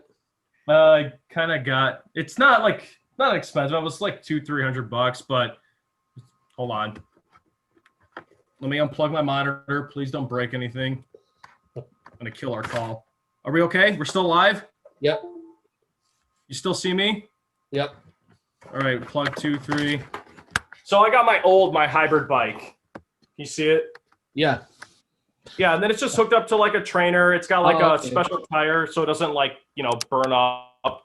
And then I can either use the Peloton app on this. God, I feel like right there, the TV screen of my laptop. But I actually just stream The Simpsons and just, keep track of my intervals. There you go. Nice. Yeah, I've been thinking about home exercise equipment a little more this year, for obvious reasons. Buy it and sell it because everyone wants weights. Everyone wants bikes. There we go. Yeah, perhaps another business venture at some point. It's fun and it's kind of nice, like a nice getaway. It's funny because it somehow ties back to college and Eric Ginsberg again. I'm a very tense person, or at least I used to be a lot more than I am now. And he told me, he's like, don't practice and just go to the gym and go swim. Like, relax, do something relaxing. Yeah. He goes, like, you came from football. Like, I was still kind of doing all the weightlifting and the powerlifting style where, like rip your hands apart and death grip and punch through a brick wall and laugh about it. But like, he was just telling me, like, just relax a little bit. So like, do like the slow cardio things, endurance style stuff, go swimming, and it relaxes you. And I'll do that bike riding where they're like stressed out or like, I need to calm down, like reset mentally. Just ride for 30 minutes or an hour or something. It's kind of fun. Yeah. Now we're talking about exercise. What the hell happened here? Well, the show is from Clarinet Dojo. It's already kind of a mixed up. Oh, that's fine. So, you should have seen my episode with my friend Michael from Northern. He's the same deal. He trained in martial arts for years, and he's a clarinetist. He's a gigging clarinetist and a studio teacher. So half the time we're talking about martial arts, and half the time we're talking about clarinet stuff. So whatever you're into, that's what comes out. Educational. We'll switch it back to that whole genre. You need to have that though. You got to have some balance because it can become. And I've had this conversation with like family, with my wife, like where clarinet became like, as great as and like I learned how to do it right with college and Eric and stuff, but eventually, like, it got to the point where, like, it was starting to become, like, work. And, got to find something else to do. And, like, when he told me, go swim, like, do something, you got to do something else. And you even told me, what did you say? Like, oh, yeah, even athletes need a day of rest, Because I remember one time I was just practicing 7 days, like, full 7 days a week and too much. And you even told me to chill. And I don't know, did you or someone made some sacrilege comment like even God rested on Sundays, like, so chill. I don't know if it was you said it, but someone said it because I went in the mindset my freshman, sophomore year of like, you got to work, like I got to earn my spot here. Like I had that very, you get your people who are at Western like, oh, look at me, I'm the greatest person. It's like, congratulations. Like you're the top at a state school, like chill out. Yeah.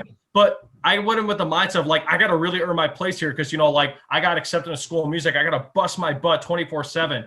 I had another professor tell me like, go socialize this weekend. Like you're doing fine. You have all A's. Like chill out, man. Like, but it's important to do that stuff. And like, that's what I tell my students too. Like, don't just focus on this or like do something you enjoy. Like, everyone gives kids garbage about video games, but hey, if you play video games for an hour or two and that just makes you happy and then you're able to like function the rest of the day and do what you're supposed to, like, I don't know, it doesn't bother me. Man, I've used that a lot in my, like, the education I do, such as it is, like, because that's a point of contact with them and like, who they are as a person.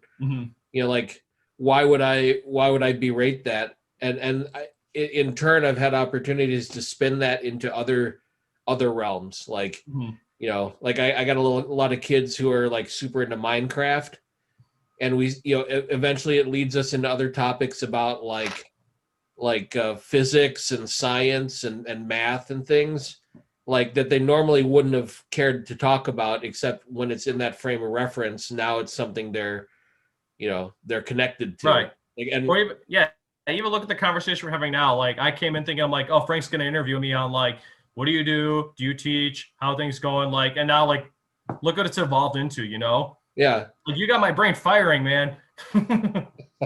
Or yeah, my secret Asian magic. I'm Yeah. coercing you into.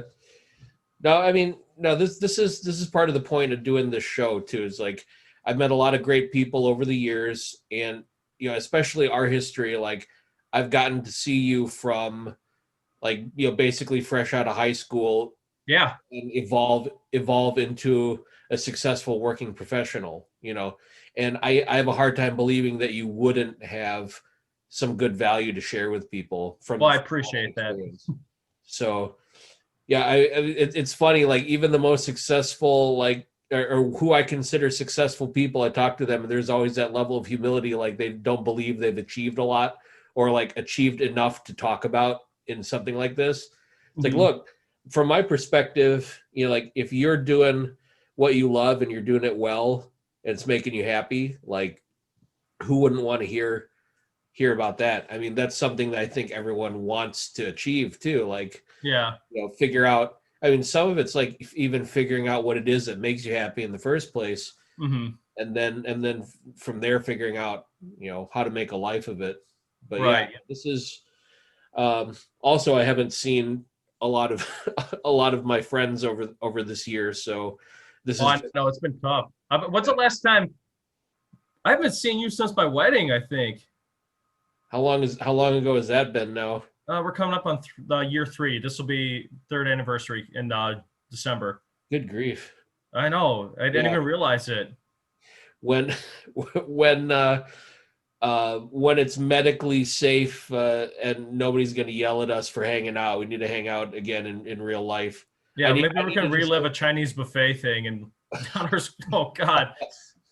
Yeah, because if I'm gonna die from something in 2020, it's gonna be from overeating, not not COVID. I'm gonna determine it's gonna be from some other thing.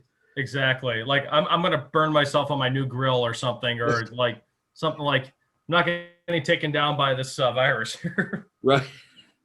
Although I've had some close encounters. When people see a road bike, like I don't know, at least in the suburbs and stuff, they're just like, "Oh, I'm gonna hit you in my car." Like I've actually kicked a car, like, "Oh, I'm gonna turn in front of you because I'm faster than you." I'm like, "That's great. I have a 20-pound road bike. You have a 2-ton like truck. Like, you win." Yeah. That's the thing. Like I know a little bit of that from riding motorcycles in the past. Like, oh, motorcycles terrify me because of the lack of respect for them on the road. Yeah. If you just assume, I mean, this is, I did like a formal class to learn to ride, and that's one of the first things they said. Like, you just assume that everyone else on the road that has 4 wheels is planning deliberately to kill you. I know, it's sad, but it's true. Like, it's like you get a target on your back. You see people, like, I watch people like cut off motorcycles. It's like, what are you doing? Like first you're driving reckless. Second, like it's a 2-wheel little bike that's being driven by a chain that you put oil on. Like, you're in this thing that has enough horsepower to rip an oak tree out of the ground. Right. Like, Right. God, I always think when we're in Florida, like when we're in college, my dad goes to me and my brother. It's like, hey, we got to take out this palm tree, and we hooked up to the freaking Chrysler minivan, ripped a 30-foot palm tree out of the ground. I'm like, that's what a minivan could do. Can you imagine, like, when you get hit by something like that at 30, 40 miles an hour? Jeez. And if you're on a bike or a motorcycle. Yeah. So there's much cooler things to die from than coronavirus. So. Yes. That's the real lesson for today. Right. Go out and live with a palm tree. Oh God. I was recently in Florida selling a minivan, believe it or not. Is it the one that's been in your driveway for like a couple of years or no? I haven't drove in a while though. Well, this one has been in the driveway for this year until I sold it. Oh, okay. I had a box van before that. That was a little weird. I remember the box fan. Yeah. Yeah. Because you asked me, do you know anyone who wants to buy one? I'm like, no. It's Yeah. it's a moving truck. I think I ended up Craigslisting it or something, but that was, I'm sure the neighbors loved me for that. Yeah, whatever. God awful box truck sitting in the driveway, pouring old diesel oil all over the. Diesel's Yeah. fine if it evaporates, right? No. Yeah. So one day, yeah. Oh my gosh. Now let's see. Now, let's get back to clarinet specifically. Who are I know we have a lot of affection for our teacher Eric Ginsberg, but some other clarinetists that you've enjoyed over the years that you feel like maybe like influence how your concept of clarinet playing. Oh boy. I'm not gonna lie, I don't listen to much clarinet music anymore, but some of them, I got a recording. I'm drawing a blank. It was German. He's a German guy. I had a Sabine Meyer recording of the Mozart Concerto, and then I got a recording. Carl Leister. Leister, yeah, and just the approach and stuff he played, and Sabine Meyer, like when you listen to her style of playing, and like that Julian Bliss too, like because that was his teacher, right? Yeah, like so. It's that very power, colorful, like it sounds awesome. Don't get me wrong, but like. When I heard like the Leister was just like such more reserved, like relaxed type of thing. And it was just kind of like, because that was me. Like, I mean, my personality, I'm like, hey, let's go. Like, I can't sit still a lot. But when I heard like that version of it, I was just like, oh, it's the same thing, same tempo, but what a different energy and vibe. And yeah. And I would say he's one of those that was just kind of like, just listening to a couple of recordings by him and some other ones too. I was just like, okay. I would say, yeah. Other than that, though, I don't know. Yeah, it is amazing how different the same piece can be from different clarinetists. Like, I always get I think I don't know if you still feel this way, but like I remember me and you would always be like, or everyone in the studio like, oh, that's a Chicago style clarinet. It's just like big, dark, and loud, and then like we had like a totally different concept of like what we liked in clarinet playing, and I still think about that. Like when I hear like the Cal Opperman students, like there's something about it. Like when we heard Stoltzman play, or I listen to recordings of him or anyone else, like, or even like when we had Wojtek live or, Ginsberg, or like, there's just something like some characteristic in there. It was just like this, like, I don't know. It was like a big sound, but it wasn't like a in your face type of sound. It just, right. It's very, very, very, very present, but also pleasant somehow. Present and pleasant, yes. Yeah. Here we go. Now I gotta patent that somehow. Yeah, write it down. Trademark. Yeah, I'll pop up something on the screen to make it look like we got it finalized. Or. Oh, but yeah, I mean, it's been interesting hearing all the different sound concepts. And yeah, there are some things like, and I think I talked with Brad Bain about this because he designs all his mouthpieces and stuff. But like certain things from, like you would get stuff from him. Yeah. But like Cal's generation, like there's a certain way you had to cut through a hall, and like, some people might argue like the recording equipment of the day, and like. And then well, the clarinet inherently is like it just does. I mean, we're lacking all the even overtone, so like it just doesn't project. That's like the whole marching band thing. Like, oh, we can't hear the clarinet, so let's just shove them in the back. But yeah, what you were saying, it was just like making that clarinet more present, making it more colorful, not that dark. The word dark, like I hate that when you describe it. Yeah. What does that even mean? I mean, dark. Are you saying dark or are you saying dull? Like that was my conflict with that. I remember, and Brad talks about it very interestingly. Like he and he deals with it in terms of resonances and stuff. it's another plug for people to watch that episode or listen to that episode too. But it's like it's like you're choosing to make your instrument less resonant, you know. Yeah.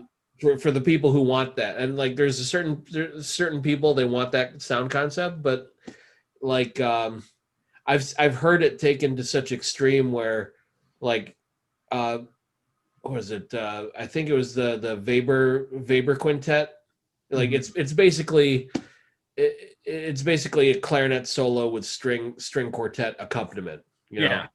And the guy had such a dark, quote unquote, setup. Like the strings were covering him most of the time, and it's supposed to be a clarinet feature. Right. Like, it Yeah. was so baffling to me. Like you can't hear the clarinet, and that's the whole point of the piece, because of viola and a violin and a cello are covering you up. Yeah. Like Come on, we're wooden players here. Let's face it. We don't want to be buried by strings. yeah, I mean, people get concerned about wanting to blend, but I don't think you have to sacrifice your like the presence of your sound in order to blend. Like you just Yeah.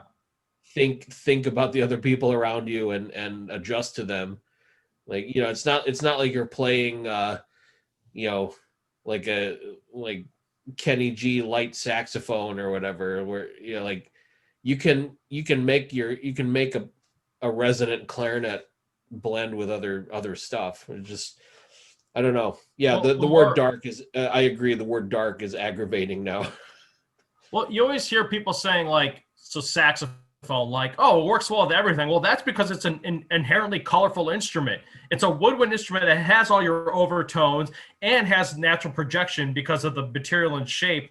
And I mean, just how you even play it. Like, of course, that's why you're making it more versatile. When you have a clarinet that just it's hitting all the overtones, your highs, mediums, and lows. Like, I mean, I do that when I mess around with my guitar. Like, it sounds more full when I have like everything represented in a Yeah. certain way.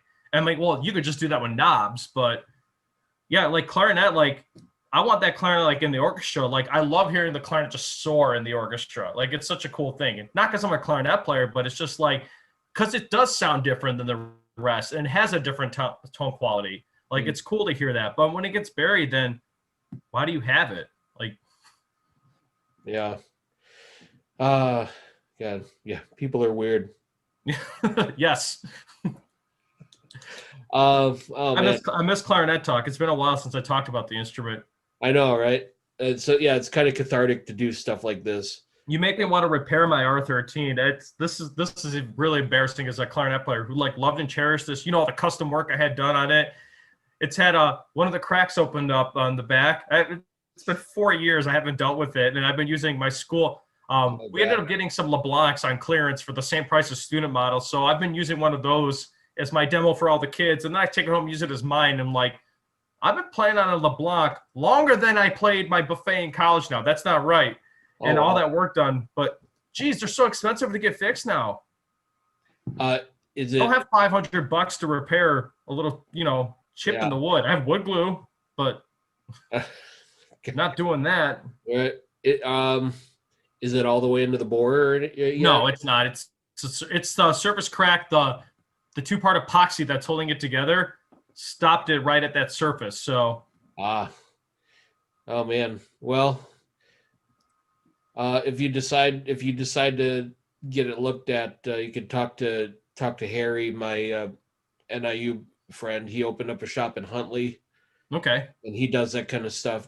His episode was a few episodes ago.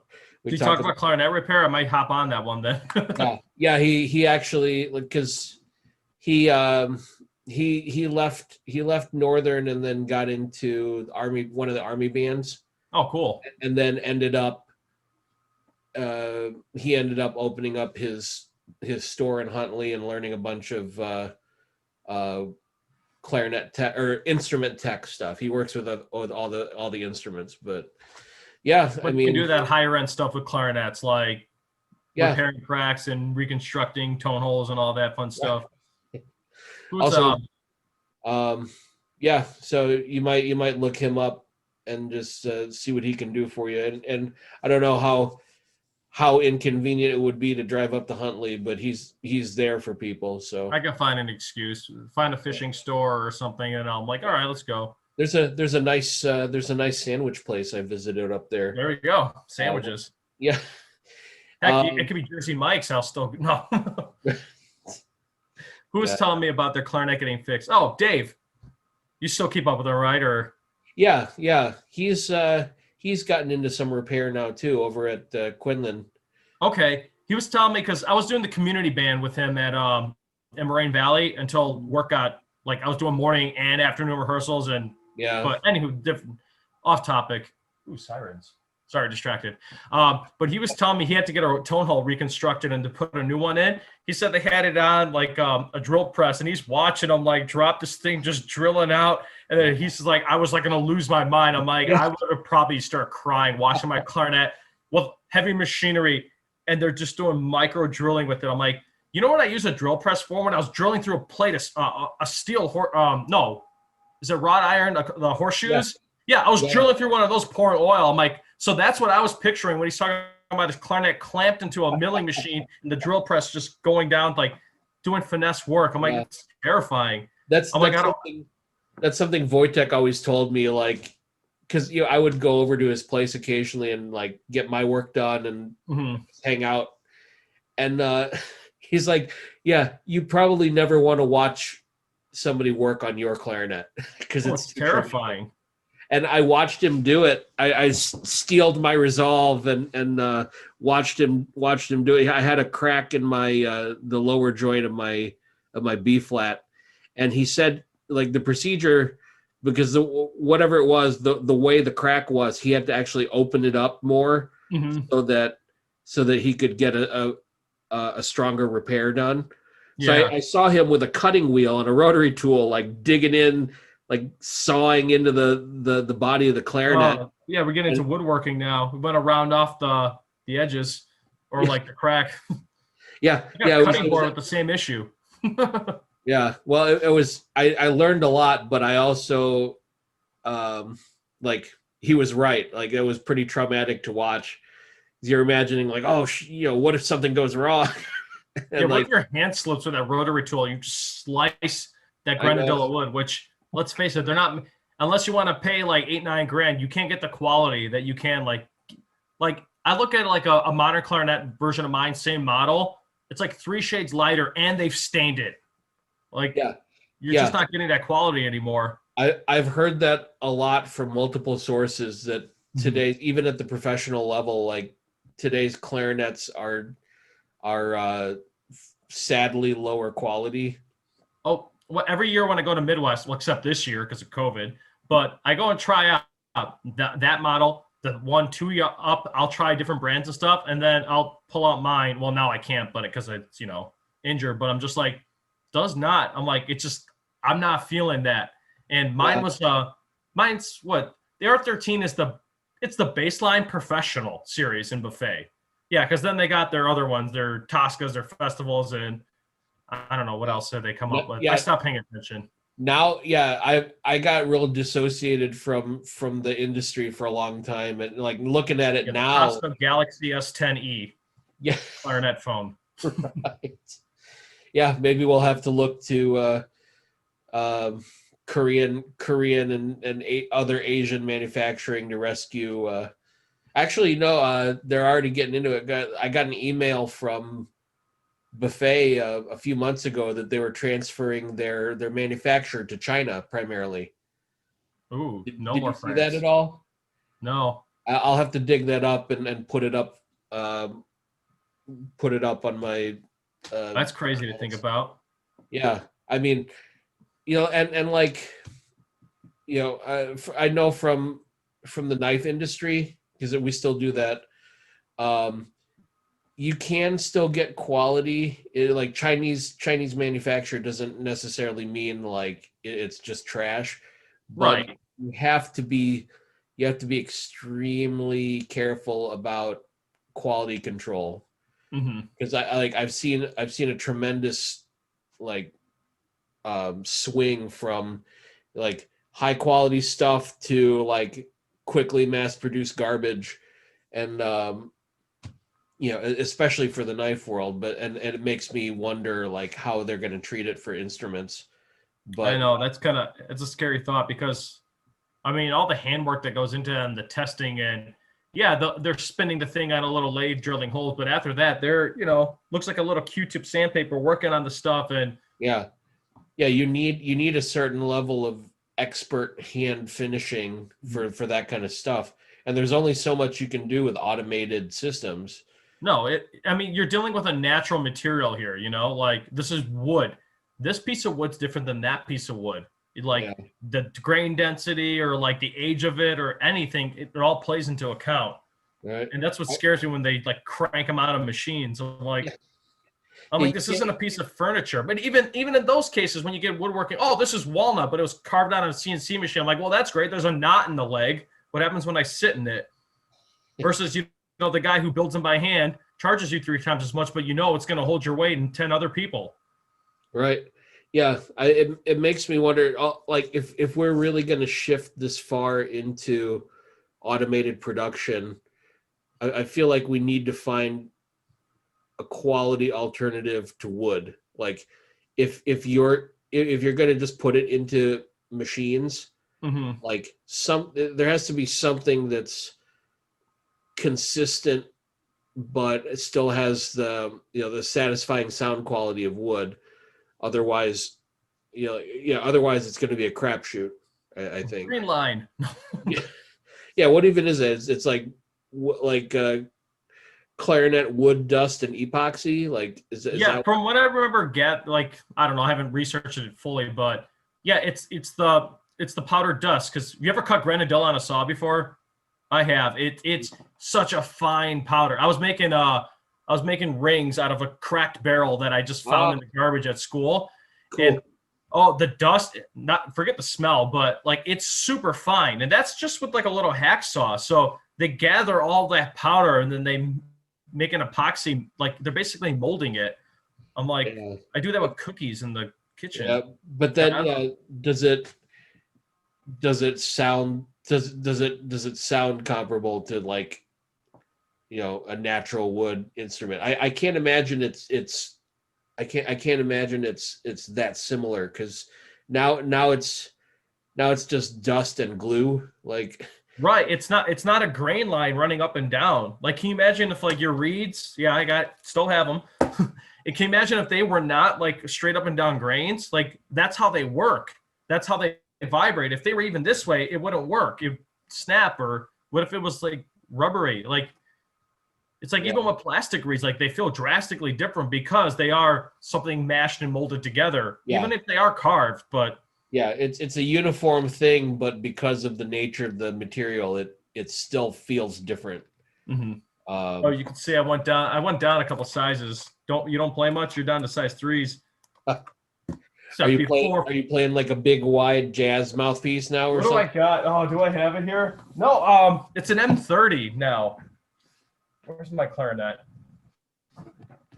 I'm not playing it today. I'm just showing you.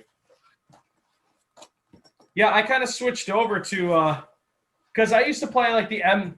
Everyone's got to get an M13 or an M15, and I played those. Didn't work. Ginsberg wouldn't let me keep any of the Opperman stuff. By the way, Eric, if you're still selling that 65 millimeter barrel, I'll buy it. Where is my mouthpiece?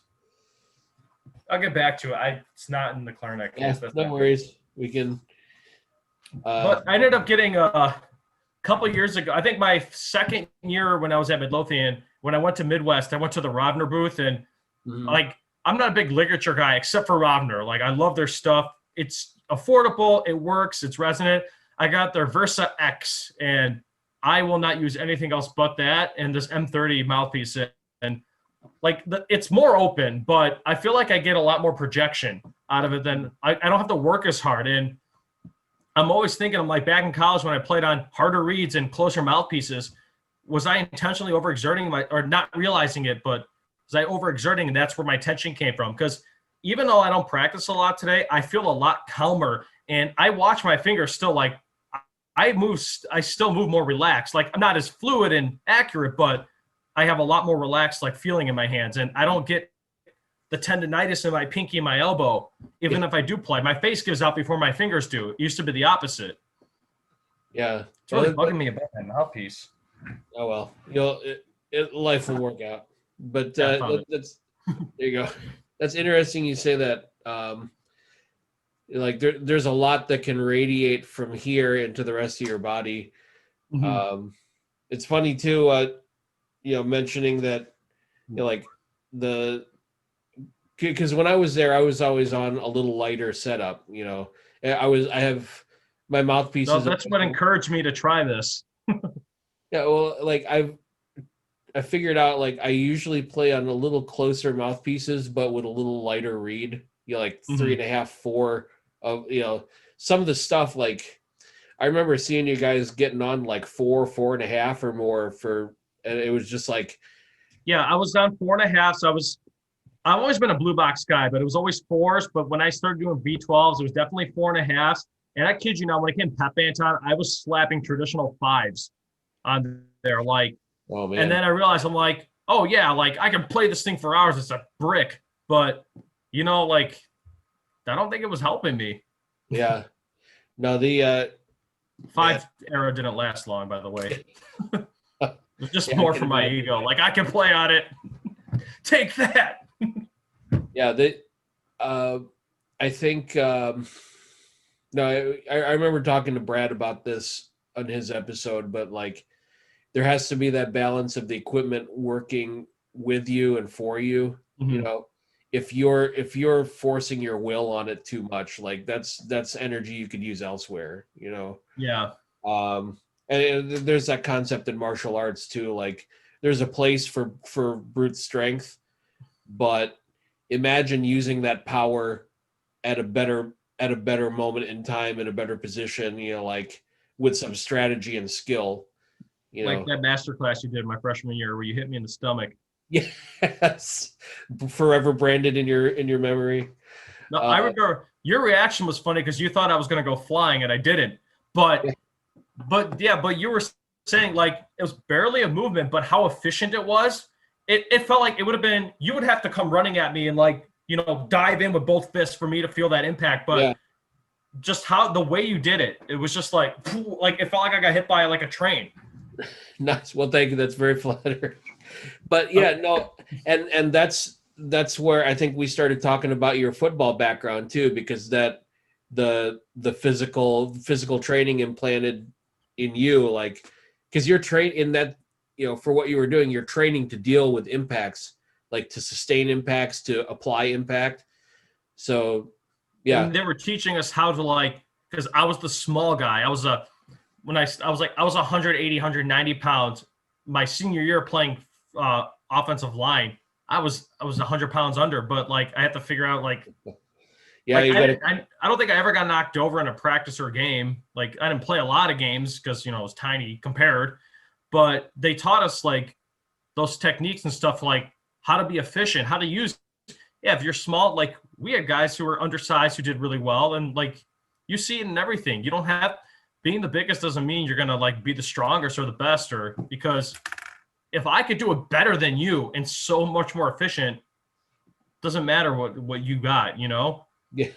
I remember we had a guy on the team, like I don't know, he looked disgusting, like packets of bologna, how big he was, like juiced up water weight, like weightlifting. I remember the first time he ran into me, I literally thought in my head, that's it.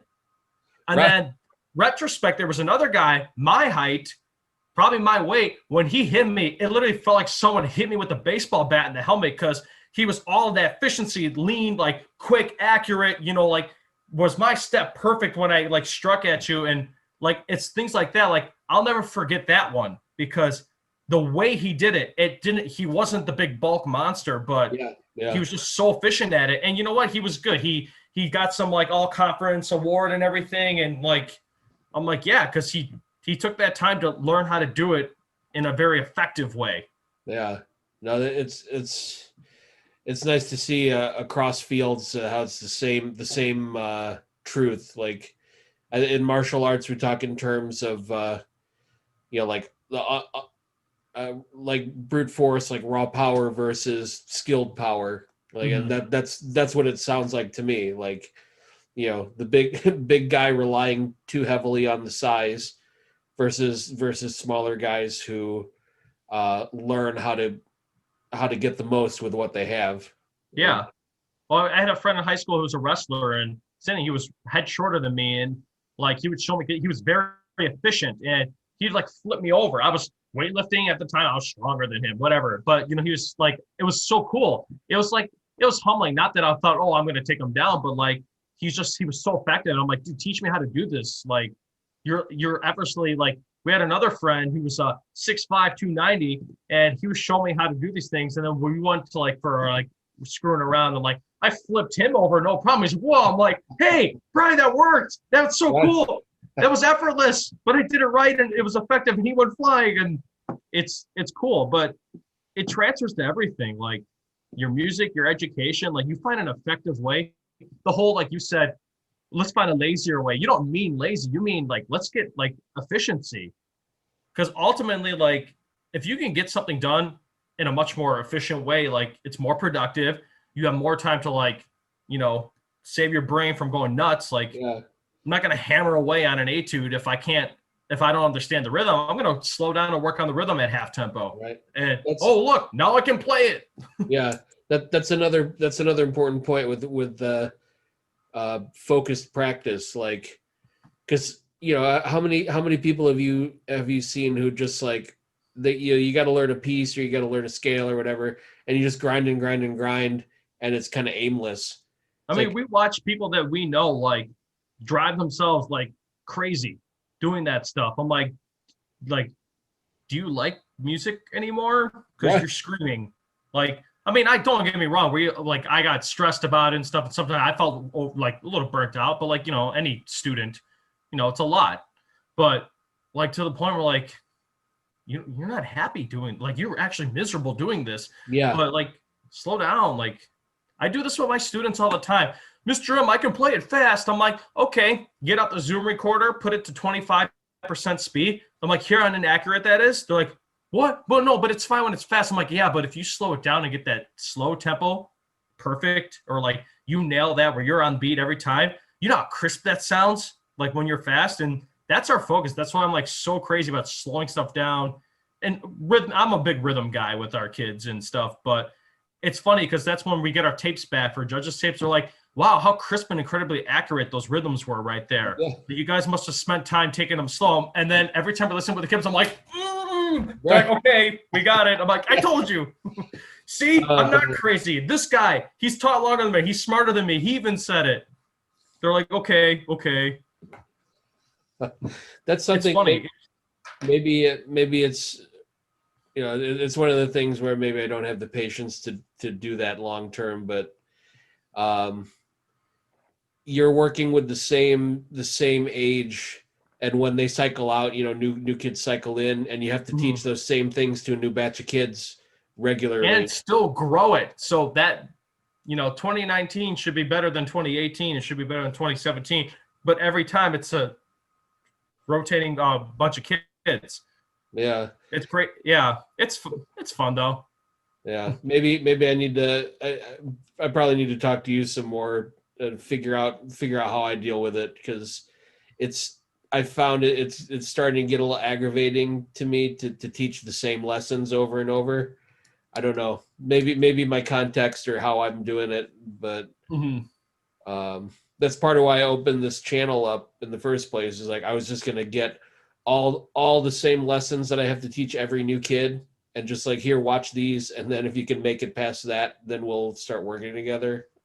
Like I don't know. Here's your audition. Yeah, right. It's there's something for me. It started to get a little exhausting. Like, and I know if you're new to it, and it's not anyone's fault. It's just, I found myself having to teach the same lesson over and over again, and it's just at some point it started to get a little aggravating. So finding it can be. No, I get it. Like, because there's times just like, I got to teach eighth notes again. I got to teach over the break again, or we gotta teach lip on the flute and the correct aperture and all that stuff. But I'm always trying to find like, it keeps me more interested in too. I'm always trying to find a different way to do it, but get the same thing accomplished, or a different way of explaining it, or trying different things. Like there's times where I tried with flutes, I'm like something, they're, I know it's COVID year, so I don't get to see them, but like I got some flute players now, they're like rock stars. And the year before, like we had killer flute section. I'm like, oh yeah, flute heavy piece this year for sure. But then there's other years where I tried something different and I found like, oh, it didn't work. But I don't know, maybe for the full ensemble thing, because we don't have band as a class in our district. We don't have the luxury like most schools where I can practice 50 minutes a day every day. So I do a lot of the teaching. I have to pick the music to get those concepts across. So my thing is changing that repertoire up so much every year. Like one year we did a piece that was like Middle Eastern style, like, you know, that Phrygian mode. They loved it. Then another time it was just like obnoxious Spanish march type of, or Italian march, all peppy and happy. And then another time it was like another different style, like more of a moderate. It almost sounded like a DCI drum corps show. And it had like a lot of offbeats playing and like metal and the percussion. And all those songs taught those same concept to those kids that I wanted them to have as like 7th graders or 8th graders even too, because the first parts challenged the 8th graders more. But it was the pieces were so different. I was able to teach those things, but it felt like I was doing something like new and interesting. Yeah. Maybe I need to figure out something like that for me, because I tend to, in my little world, I tend to refer to a lot of the same materials. Because you're doing one-on-one lessons, like yeah. Honestly, I'll be honest with you, why I strayed away from lessons, because I started doing a little like what you do, like teach a kid here and there, and I had those same frustrations because I became so rigid with it. Like we got to do a method book, we got to do this and that, and I think it's more for me. I think it's more challenging than just to do the big group teachings and the small group lessons. Yeah. It's interesting. Yeah, I mean, well, you don't get you don't have the luxury of putting it all together and have the whole band. You know, like your part's intricate at this measure, then you get to relax at that measure. Like it solo playing, and it's different. It's all you. Yeah, I mean, I do leverage the school band program a lot because most of my kids are in a school band program or have been over the years, and like part of my benchmark for them, and like I try to establish it with them personally too, is like, does what you do in band seem easy now? And if it is, then I think we're on the right track. Yeah. You know, like when a kid's struggling with like trying to remember where his A flat key is or whatever, like now it's a certain difficulty level, but if he's flying up and down 3 registers of chromatic scales and the rest of the class is still figuring out that A flat, then I think we're okay. You know? Yeah. Like I've even had kids, not like one of my kids recently, he just like, we should have been working on his stuff, but he just kind of took it for granted. Like, oh, this isn't difficult to me. So he just never brought it to his lesson. And like, oh, by the way, the end of this week, I have an audition to play. Like, you what? Like you should have. By the way, like I'm glad you don't feel terribly challenged by this, but like I have other insights I can share with you other than like where to put your fingers now. Like that's a tricky thing with the young ones too. Like, oh, I can play the notes and rhythms and the dynamics. It's fine. I'm like, I'll sit there and beat up a piece. Like we'll always hold on to one all the way from contest all the way to spring concert and just grow it. And then I've had kids ask me like, why are you still rehearsing it? Like we're going to go to like festival, or like we've never gotten it before. But like, obviously we're working on a different thing. I'm like, because you can always do something more and different in like, yeah. I mean, heck, you can give a professional Twinkle Twinkle. You can give me Twinkle Twinkle, and they can do something with that 5 signal melody more than I could. And I'd have to practice for, song that's on page 3 of the book. Right. That's what I sound like. You ever heard an orchestra play Hot Cross Bun? It's beautiful. It's the stupidest song in the world, but it's beautiful. Yeah. No, yeah. I guess for the younger ones, there's a kind of immediate gratification versus a long-term depth. And like, how do you deal with that? And I think they're looking, that's because how rushed things are, and like just, like the whole American culture, like get it done, do it as much as you can done. Okay, it's done, move on to the next thing. And arts aren't like that. Like you build up, I mean, school shouldn't be like that. I mean, sometimes it's out of our power as educators to like, we get a curriculum handed down by, this senator who came up with this and hired this group to give to the school districts to, say, get this done because it's on your SATs. It's just like, yeah. But then like, okay, you got the answer right. Good. Move on to the next one. It's just like, well, in music, I have an answer here. Let's build that answer even stronger. Like that's where I like where some kids will do good in like creative writing classes or your art classes or, stuff like that, where you can really build upon it and it never ends. Yeah. That's the fun thing with music in general. Like you could always do more and always make it more exciting and always try a different way. Like my favorite thing that I did, I had a complete geek moment. Friday night at Western, everyone's out having a great time. I'm going to sit down on the piano and deconstruct the Pachelbel's canon chord progression because we're learning about, your 6/4s, your inversions and stuff. I forgot the terms already. Yeah. But I wrote them out and just to see what could you do, like to really manipulate this and change it up. And after like 2 hours just clunking away, rearranging the chords and everything, when I started playing it again, I ended up playing the original like recording that I heard because the versions they wrote were the smoothest, most transition. So I broke it down into pieces to really explore how could I accomplish the best possible way and smoothest way to do it. And somehow I ended up coming back to the beginning. But like it was so cool to go through that, like that whole process, see how to get that. It was, I don't know, it's most fun. That's why I wish I played more piano and took it like did some more levels and took lessons because you can visually see that. Yeah. And it's a lot because you have more fingers that you can use. Like you can do it on guitar too. Like I mess around with inversions on like, your open chords. When you play a G, hold these two pinkies down and then play all the different suspensions and diminished. I don't know what they're called, but you know what? It sounds pretty cool. And now I can play Green Day. But you know what? It works though. It's cool. And you accomplish something in a different way, or you ended up finding a completely, I don't know, like for me, brought it all back to the beginning. I'm like, oh, that's why they did it that way. I don't know. I think I went on a tangent-ish, but that's this whole show is supposed to be tangents. So wherever it leads, so whatever you want to talk about. But yeah, no, like the good art can go very deep, and that's oh yeah. It's like lifetime pursuit. Like that's really where it can go. Mm-hmm. And remember that one time at the art museum where the lady thought I took a picture? It was with you, right? We were at Midwest. We went to the art museum and some lady started yelling at me because she thought I snapped a flash and I had like a cheap flip phone that had barely a camera. Yeah, we were gonna get thrown out. I don't know. You said art, and I thought of that moment for some reason. See, it happens when I was with you. Like stuff like that has happened. Like we must get kicked out of the Chicago Art Museum because they thought I took the picture. Yes. I'm secretly the Lord of Mischief. I know. Trying to screw with everyone I run into, but oh god. I need to one of these days. When life allows, I need to get everyone, like all my Western friends and all my Northern friends together and just see. Like, so he was more nuts. Yeah. Well, the Northern people, they got me when I was, out in the world a little bit longer and a little bit older.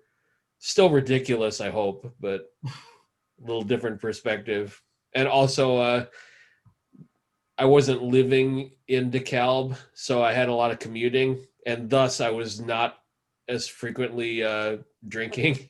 I think, because we have to admit, if you go to Western, that's a significant part of your experience. It's part of your.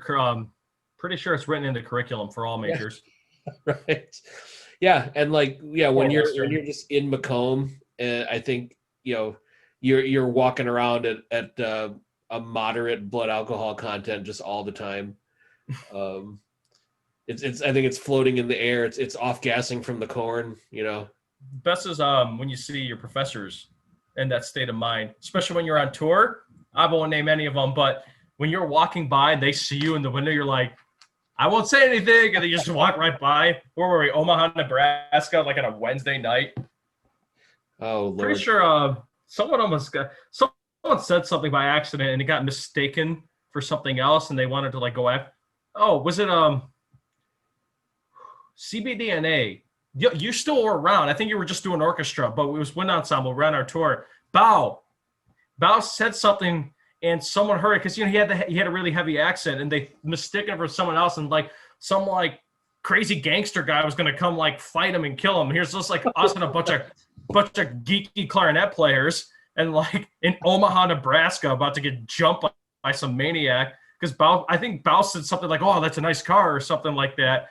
And you know how, I mean, he was always boisterous and loud and happy. And, you know, apparently that guy didn't like it. God, yeah. Exciting times. Yeah, Western. Man, I could go on and on, but you know, this is a family friendly video. Yeah. Or sorry, meeting. Right. That's another guy I wish I could get a hold of again. Our friend Bao, who's from China, he came to study in the U.S. and he went to Western and then went on to I think to Roosevelt before he went home to China. But I know he was a great player. I had a good time having him as a colleague. But I don't know how I'll ever get a hold of him again. He's just somewhere in mainland China presumably still doing clarinet stuff because I think Facebook isn't a thing out there, is it? Or not exactly. No. I know you can't communicate with them on social media like you could in like United States or Europe, or it's not as easy. Like I talk to my relatives from Greece, like just by typing in the chat. Like I don't think it works that way. Right. I know he's got to be around there because he connected to. I remember vaguely he connected to like I think his former conservatory out there. Mm-hmm. So I had this idea that he was working there now as a professor, but I can't recall. You know, I hope he is. I mean, I'll never forget. We were at a lesson. I happened to be in the lesson room with him, and he's playing, and it just sounds beautiful. Like, and then when he pulls his clarinet away, Ginsberg looks at his reed, or someone, maybe it wasn't Eric, but they're like, "Wow, what happened?" The reed's like, "Oh, it's like," and he just said something like, "Yeah, I haven't been able to buy a new one in a while," yeah. And like, I think you were there. It looked like someone put it through a wood chipper, and like, and then someone said it probably was Ginsberg again along the lines. I'm paraphrasing here, but like, see, I guess it does like just the hard work and dedication. You can make anything sound great. Like, and he just like. So humble, like playing on a broken reed, and it's like the most rich clarinet sound like that we had heard that decade. I'm like, how are you doing that? The reed's broken. It was. I know. The yeah. He's just like practice. Like that was his one word. Man, yeah. That guy neutralized a lot of people's excuses. I feel like. I mean, because I remember his clarinet too. Like. He had the acid fingers. Yes. If you're a clarinetist out there listening, you know what I'm talking about. Like you have a certain pH level that melts your clarinet keys over time. And I remember having hands on his clarinet, and they were like the key work had already dug into the base metal, and it was like it was just the copper inner. And I remember it was this Buffet RC because I remember playing it because I needed to borrow it. I'm like, this hurts. Yeah. He's like, oh, I'm going to get a new one. And I'm like, this is painful. It's like, you should put this in the movie Saw and have someone hold it and then figure out the puzzle to get out. Yeah, I'd never seen it. I'd never seen a clarinet like that before where it was worn in that much, where it was like little ring saws on your. It was incredible. I mean, they were little round knives. And what a testament to your dedication to learn the instrument when you're literally playing. You're playing your instrument like to failure, you know, like I think because when he was at Roosevelt, I remember talking. I think John Ye loaned him or gave him an A clarinet to use while he was there. He always had this the type of personality where people like good-natured people ended up finding him and helping him, you know. And I feel like that's part of the universe giving some leverage. Like, here's this guy who really wants to do this. It is not rolling in resources. You know, let's find some way to cut him a break. Also, I used to love eating with him because like if you ever went to Chinatown with him, he always found like the best I places. did. Right before he left for China, I went with you guys. Yeah. Oh, yeah. You were with. He's like, Yeah. "Come here, Yeah. here, a good place." I'm like, "Okay." And it's like in a Yeah. back alley. It's the best Chinese food I will ever have in my life. Right. Yeah, I remember because it was like a bamboo shop. I was buying bamboo stalks for like 10 cents a piece, and they're like still in my aquarium today.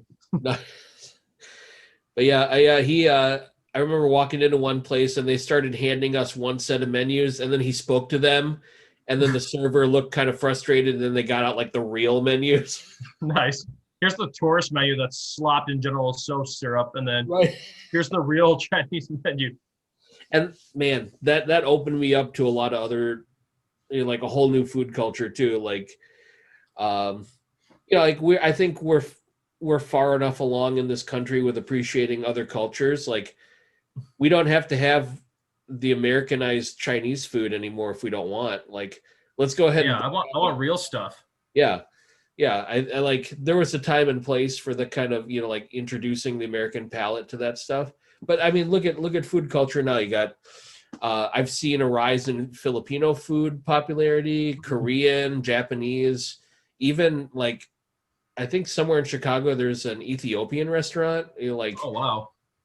we're getting a lot more open to food culture now. And I feel like we owe it to a lot of these outside cultures. Like, if you're going to have a restaurant here to represent your food, Have like the real thing. yeah, don't feel obliged to dumb it down for us Americans. Like, Yeah, like you don't have to put a cheeseburger on the menu. Like we're good. Like I'm gonna try new things. My wife took me to a Cuban place. I think it was last year or the year before, and it wasn't like it was like a real Cuban food. And me for like never having it, like I was just assuming it was gonna be very similar to Mexican food. Like our spicy tacos with rice and all that stuff, and completely different. Like plantains, it was almost like sweet, and there was like not spice to it. I was just like, this is completely different. She goes, well, this is real Cuban food. I'm like, this is awesome. I'm like, it's nice to have the real thing. yeah. Same thing when like I always pick because I'm Greek, so I can make fun all I want. Like Greek Town was just like, gluttonous American style eating. Here's a plate with like 6 pounds of crap on it. It's just like, and you know what? It's starting to die down. Like when you go there on the west side, it's just kind of like some of the restaurants are still doing the same old like shove food in your face. I'm like, I've been to Greece. Like I was just there in 2019. Like it's not like that there. Like it's almost elegant. And then there's newer age Greek restaurants, calling them modern Greek restaurants, are actually doing real Greek food. And they're phenomenal. Like there's one in Lincoln Park that we went to. There's a couple other ones opening up on some other like more the neighborhood Chicago's, and everyone's just like, wow, this is a new great modern take. I'm like, this is just actual Greek food. This isn't like Americanized Greek food, like there's no Yiddo on this menu. It's like, sorry, like this is actual real stuff. That's funny when the new and modern thing is to just do it normal. Yeah, old is the new.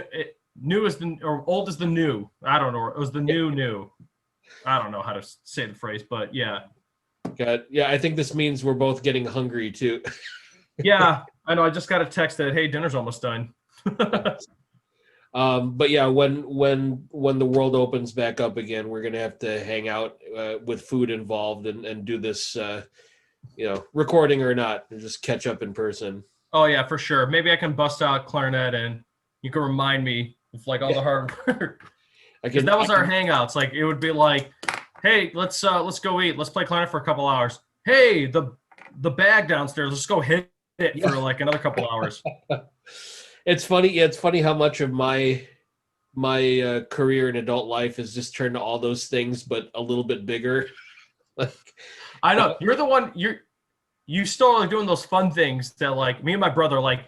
We love going on the backyard, like with a machete and just hacking a tree up, like when we were kids, and then just, throwing in the bonfire. But like, oh wait, Frank's actually selling the knives and selling the machete. I mean, the machete head hanging up was the one that I got from you a couple of years ago. And people are like, why do you have that? Like, are you crazy? I'm like, no, it's just like, I got a friend who sells them. Yeah. Like, it's kind why not have it? It's awesome. Right, yeah, exactly. Like, I have a bow and arrow back here too. It's just like, what are you going hunting? I'm like, no, I like to go shoot at targets every once in a while. Yeah. I mean, I can't explain the 3 broadheads that can, pierce through a 2x4, but Oh, man. Fun. See, we referred to this earlier too, but Most of my other guests, we all agree, like, you got to do something. If you're going to play clarinet, you got to do something besides just clarinet.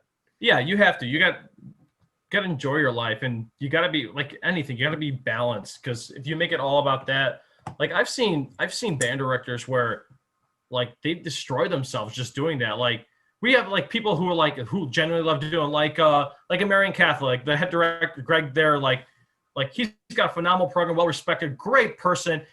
But he's a great person, and he loves what he does and he cares about it. But I see other people who are trying to create that, like maybe not trying to copy that program per se, but like trying to create this monster powerhouse, and they're miserable. Like they're physically sick. They're ruining their lives. And like, I mean, I don't know a lot of them, but you see enough in the career. Like I'm not close with anyone, but like, it's not like it's a secret. Like you gotta find some balance. 'Cause you know, again, like these kids are going to see you're burnt out, and they're going to see that eventually, like you are going to get, you're not going to be able to keep wearing that, you know, like band director hat. You're going to lose your mind. Yeah. Yeah. Oh man. Yeah. So aim high, but pay attention to yourself and be human. If you're not at your best, you'll never be the best at what you're trying to accomplish. And in order to be the best, you got to give yourself that time. Like, wife tells me, like, why don't you just sit down and meditate or like read a book, you know, like on a day, like, especially with the COVID stuff in schools. Like I've been like coming home, like fuming and stressed about things. And, you know, there's so much unknowns and so much things that you never would have expected before. But, you know, at the same time, like, no, I can't bring that home, or I got to find a way to break away from it. So maybe do something relaxing, like, you know, go for a bike ride or play an instrument. Like I'd bust out the ukulele or guitar and just like sing the Darius Rucker Wagon Wheel. Maybe you can explain this to me. What have you been seeing the rise in popularity of the ukulele recently? Oh yeah, easily. What's the deal with that? Because I've seen the big Hawaiian guy that died when he did Somewhere Over the Rainbow. Oh, yeah, that's where that came from. I mean, that's where I've seen. Once I saw that, all students like in my old school were interested in doing that. Actually, if I didn't know about the Midlothian job and stayed at Aux Sable in Plainfield, my next thing that I had arranged with that principal was to start a ukulele group. And because I would bring it in as a demo, because I started doing like a guitar club during like the study hall times, and I want to do something different, you know, like start learning ukulele. It's great. The chords are like learning like the baby chords or whatever you want to call them on guitar. It's easier. It's more accommodating for students to play.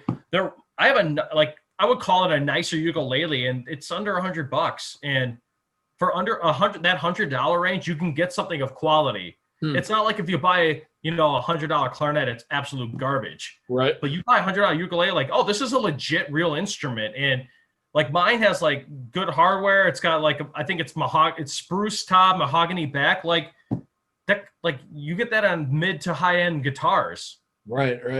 Yeah. It was $99 uke. Okay. So that explains why I've been seeing them everywhere. I did a promo video for Harry's shop, the instrument barn, and just like you go in, there's the entrance, then there's a hallway where it leads to your instrument tryout rooms and lesson rooms, but it's just like lined with ukuleles. And I just didn't get it. Like why? A lot of music shops. Heck, Big Box Guitar Center too. Like there's a ukulele wall there. Oh, another artist. I don't know how many. It's been years now, but she won America's Got Talent. Grace Vanderwall. She came out there playing ukulele, and I don't know. For me, that was like, oh, that's fun. We actually, Monica and I's first dance song was actually sung by her. This little like, she was like in junior high playing a song on ukulele, and that won her America's Got Talent. I'm like, yep, that's our wedding song now. But you know, stuff like that. Then you know what I did when I heard that? I learned how to play it on ukulele. It's easy, you know, your pop punk chords. Like so, you could sing her song by Beautiful Thing or Blink-182, All the Small Things. It all works. I don't know. Ukulele is just it's relaxing. You don't get that guitar fingers like when you haven't played guitar in a while. Yeah. Where the strings like slice through you. Yeah, you don't get that with ukulele. It's easier to manipulate around. It's easier to do melodies within chords. Like I started learning. Was it Adele's "Someone Like You"? That was the first song where I can strum the chords and play the melody. for the most part. And I started doing Sweet Child of Mine too.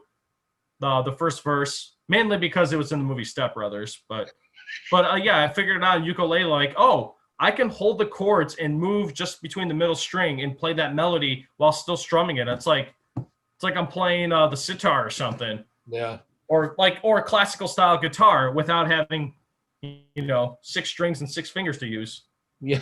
I mean, don't get me wrong, I cheat. Like I use my guitar picks. Yeah. But that probably gonna play it tonight now. That makes it make more sense to me.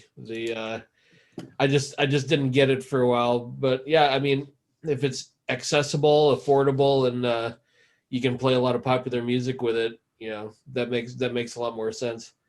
I'll tell you though, it's being a woodwind player, and then when I pick up like a guitar or the uke,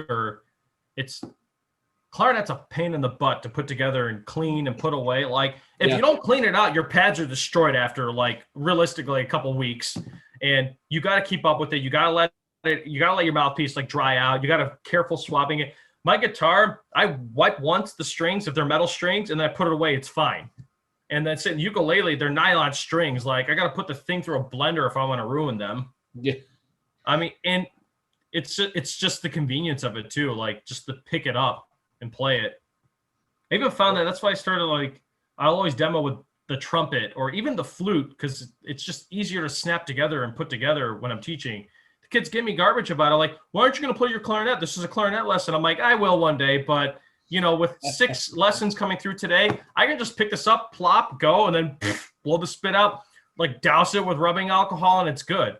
You can throw a trumpet through anything. It'll be fine. I've gotten a little lazy with bringing out my own clarinet for lessons as well. Often what I'll do is I'll turn the barrel so that they're still holding the mouthpiece and barrel part. I just put my hands on there, like, here's how it's supposed to go. Ready? 1, 2, 3, blow. Like, yeah. And then also it helps. It's helped me when I've been trying to reinforce the importance of hand technique. Mm-hmm. Some kid will keep crashing into the break or getting all the bonus notes all over, all the kind of classic technique stuff, and they get flustered. Melismas.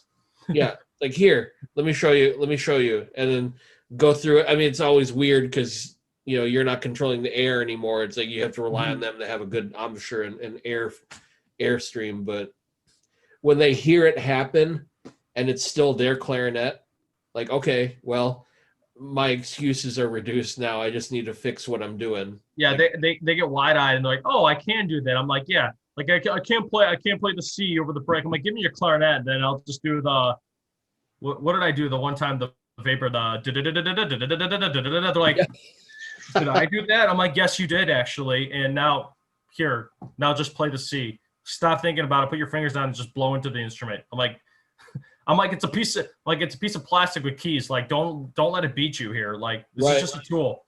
You don't see a craftsman terrified of his hammer, do you? Like, well, it depends if it's getting swung at him. That's true. Or if you bought it from Harbor Freight or something, but I've had my share of experience now with Harbor Freight tools trying to do a custom knife work. If you've ever worked on a 1x30 belt sander from Harbor Freight, it's terrifying. Yeah. Like, is this belt really going to stay on, or am I going to get a 1x30 strip of my flesh torn off when this breaks? The only thing I use are one set of clamps from there, but I had some Allen keys and I needed metric stuff, and I'm sitting on my nice road bike, and I'm like, this has got to give. I'm going to grind out this thing, and I'm going to have to drill through my bike to get it out. I'm like, yeah, let's go to Home Depot, and oh, that says real brand name. I'll buy that. Yeah. They're all made in China, but they're built with better tolerances. There's another lesson for the audience. Invest in quality equipment. It's look at instruments. I don't know if you're on that band directors group on Facebook, but everyone's always talking about the ISO instruments. So oh, how's this Habini clarinet, or how's this Alora, or whatever. I can't say brands because they're going to sue me, of course, but they'll ask things about brands that aren't real brands, and everyone's response, garbage, throw them away, dumpster fire.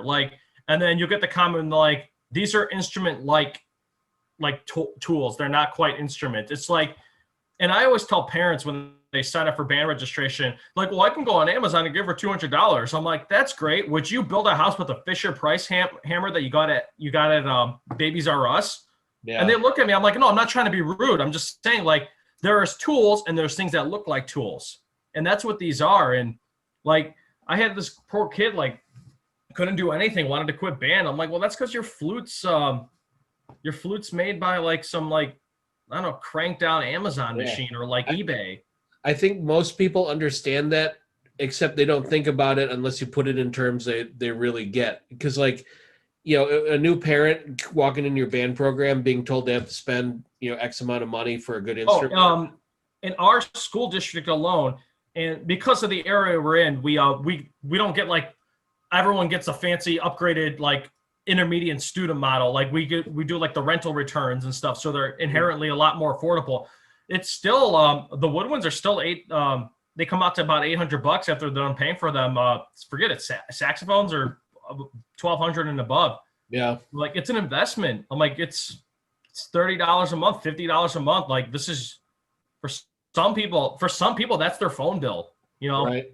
Yeah. or something. It's not cheap.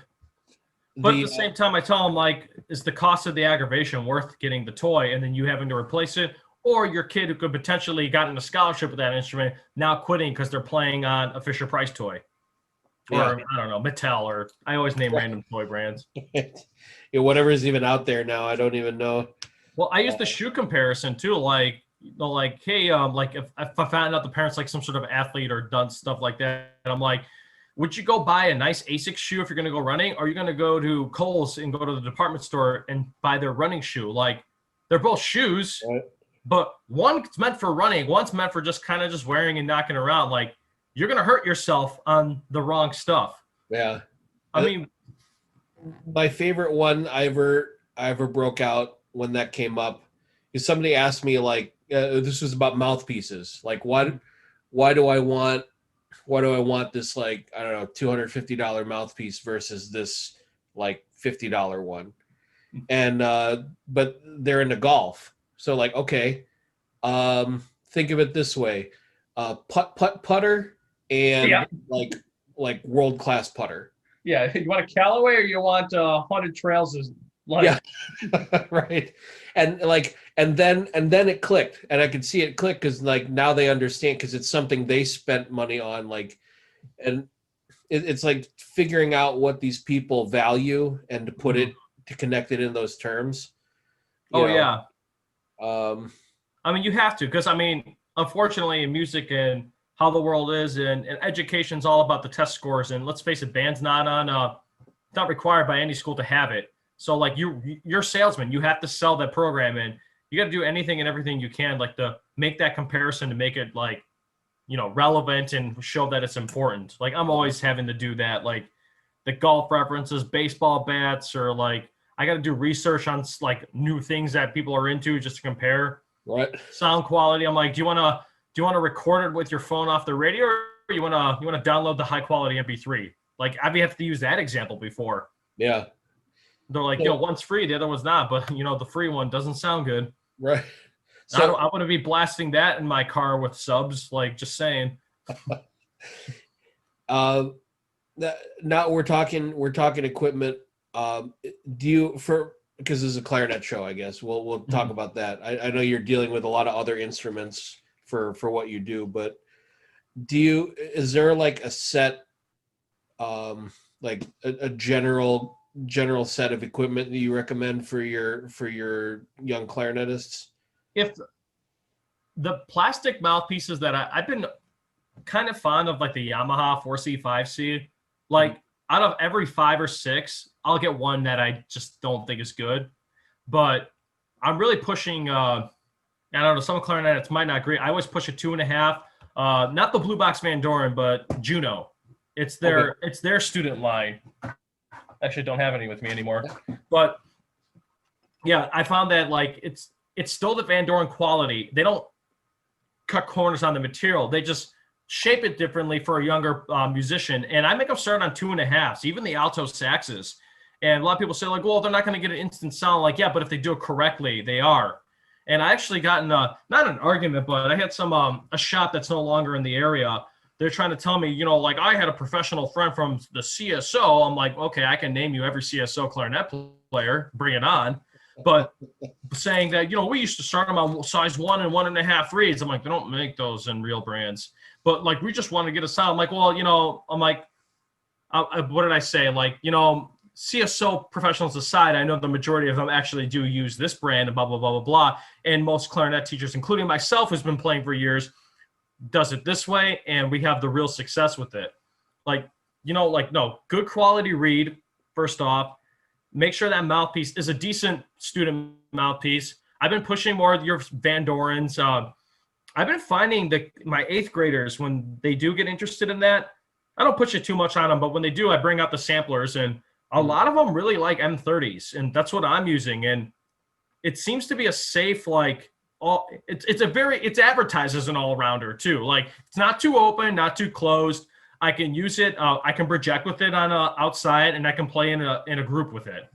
And I've had a lot of them like that. I had a high school student actually ask me, what was that model again? I'm going to buy it. I'm like, oh, I'm 30. But I've been, I don't know. Ligatures, I'm not liking the student ones that are coming with them.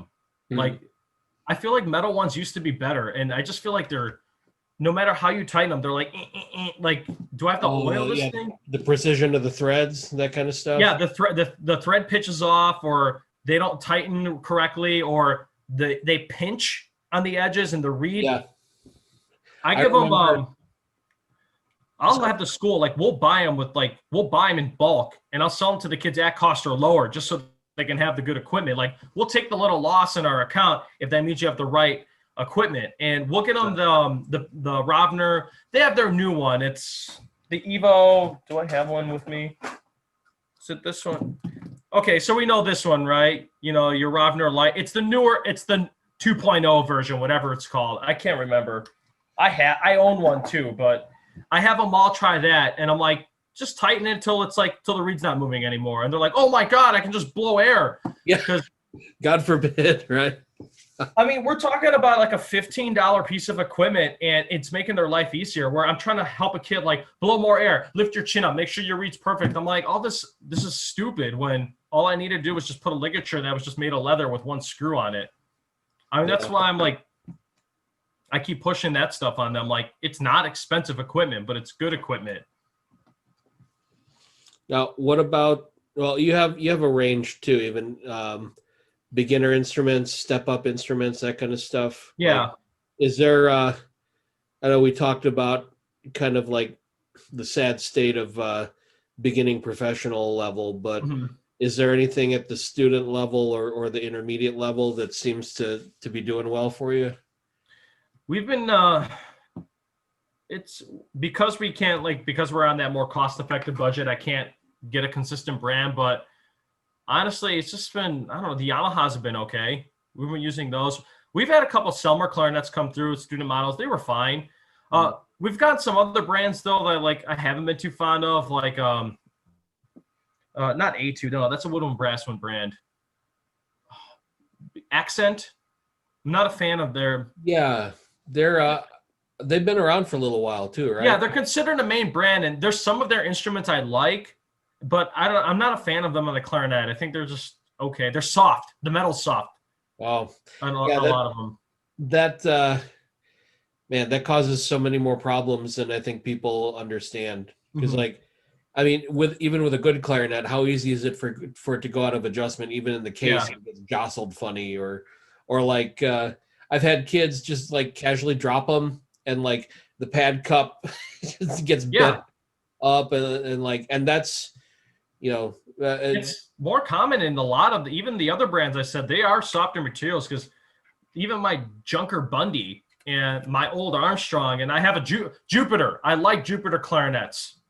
That's probably my favorite student one. I own a student Jupiter clarinet, and I love that thing. I actually enjoy playing on it, and like, not as much as my Buffet like I used to, but like, I can play on it. Like, I struggle on instruments that are cheap, because I'm being held back by the quality of this thing.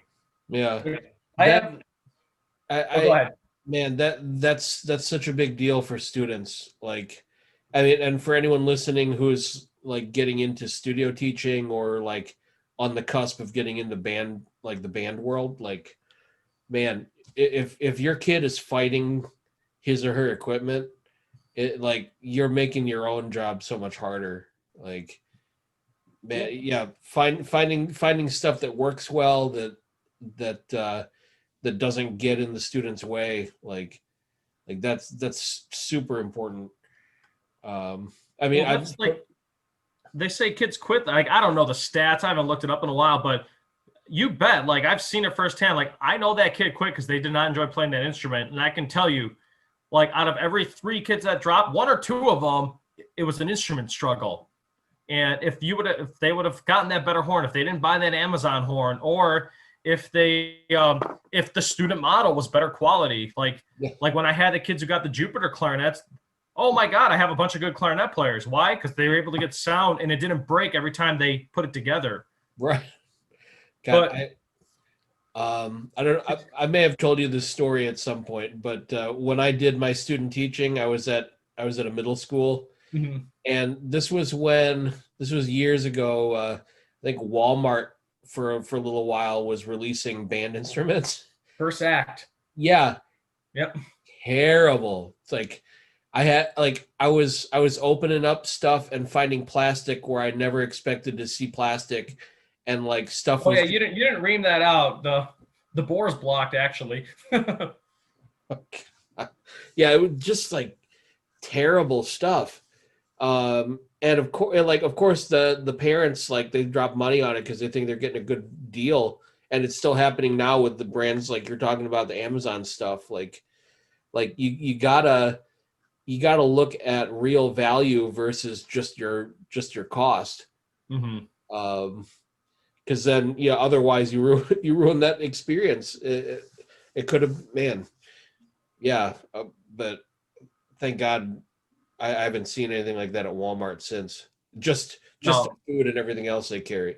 They've been a little quiet when the instrument game, Yeah, or at least the band and orchestra instruments.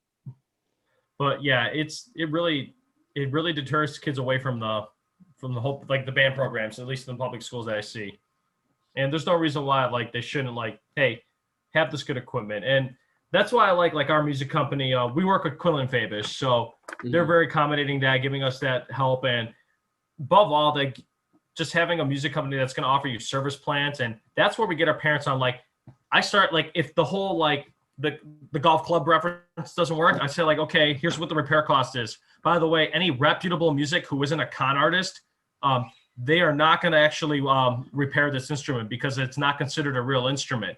I'm like, you don't drive your tricycle to Ford to get an oil change. I'm exaggerating slightly, but this company is going to repair it for you. And like, when these companies start like doing that mindset of like, hey, we're going to make it easier for you as the parent, we'll eat up the cost and the labor to make sure your kids, I'm like, yeah, they're making money on it, but still, like, every time you send a clarinet for even a clarinet, it's $80 for a proper cleaning and overall tune-up. I mean, trumpets are the same thing, deep cleans. We had one kid, he was like a really bright kid. He's like a junior in high school now. He did the math calculations. How could I make out close to even on sending my clarinet? He sent it in every 4 months for annual inspections, cleaning, got the loaner instrument. His student horn was immaculate shape all the time. And I was talking to our music rep. I'm like, hey, I know we don't dive too much. I'm like, but can you look at this kid's account and see how much he's done repairs on it and just give me a total cost? And he gave me the amount. I'm like, he not only paid for, like, he got all his money back for the repair premium that's worked into the monthly payments, but inherently he bought his instrument cheaper than to buy it straight up in retail, just from the repair costs alone. And when I asked them, then I'm like, do you guys, like, is that something you encourage? He goes, absolutely. He goes, like, because, their instruments are marked up, but he goes, but that kid bought reeds, and then that kid inspired more of your kids to get more instruments. So yeah, by doing the right thing for only that kid, like, that kid got his value out of it. He's one of the best players at Bremen High School now, playing his clarinet. And now look, like, there's other kids who are inspired by him playing clarinet. It's an investment. All because he had good equipment and paid the extra $1 for it. Yeah. No, you're investing you're investing in something bigger than just that immediate. I mean, you're certainly investing in your immediate success, but yeah, when it reflects that way on your overall program too, like Mhm. yeah, And that story works with parents. And I tell them, and I'm like, and I'm not lying to you. Like, this is a kid here. You want to look him up? He's at Bremen right now. Ask him about it. And they take advantage of it. I yell at them. I'm like, hey, when's the last time you sent your horn in? I'm like, you're a 7th grader. You have 3 months till your payments up. Give me your instrument. We're sending it off. Here's a loaner. And they get excited. Oh, are they going to clean it for me? I'm like, it's going to look great. I'm like, you break your case, they'll replace it for you. Then they're like, all right. I'm like, don't break it on purpose. But one kid dropped his percussion thing off the stairs of the bus. We're watching it tumble, shatter, shatter, shatter. Call the music company. Yeah, we got you. Don't worry. I think that my favorite one I actually did it. I was responsible, but the little ABS clarinet case behind the car, and I backed over it. Oh yes. I had to. I felt bad, but I sat there with the epoxy, and I was piecing it together because I didn't know where I was supposed to find at the time. I didn't know where I was supposed to buy a new case, and it was out of my budget. But hey, here's this like $8 package of 2-part epoxy. Let me at least try. Yeah.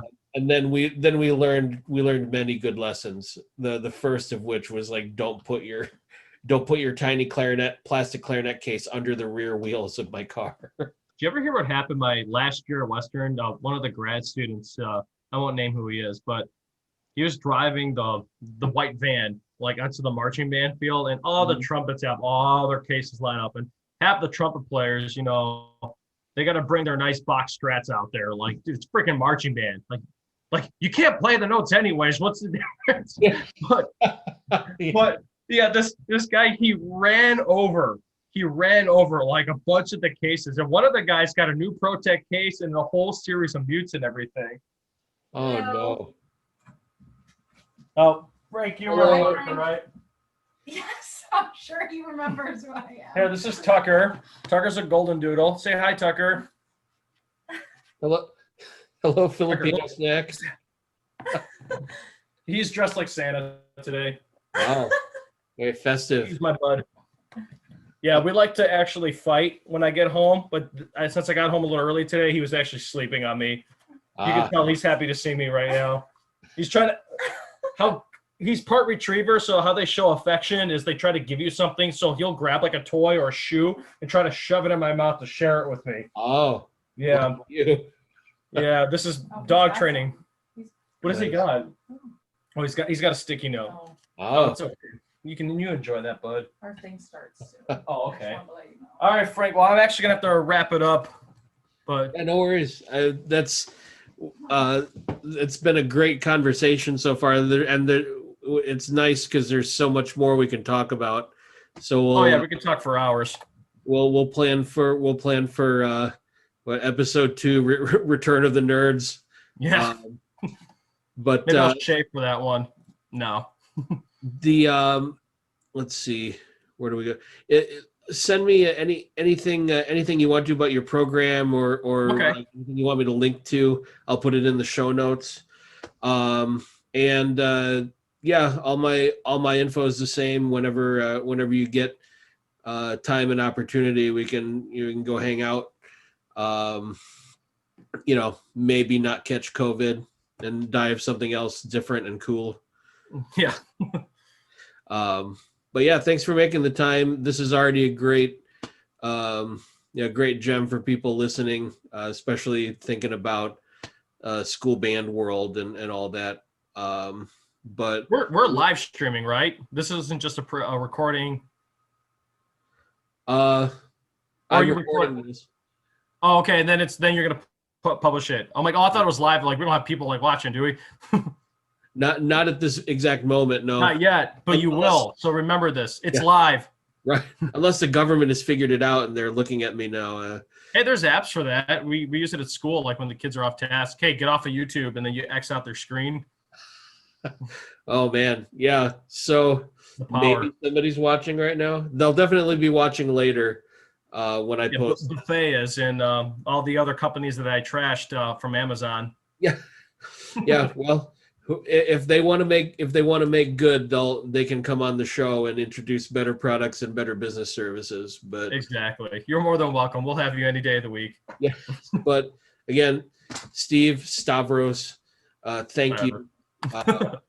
Thank you for making the time. It was good catching up at least a little bit. Oh, likewise. It's good seeing you, Frank. Yeah, we'll do more.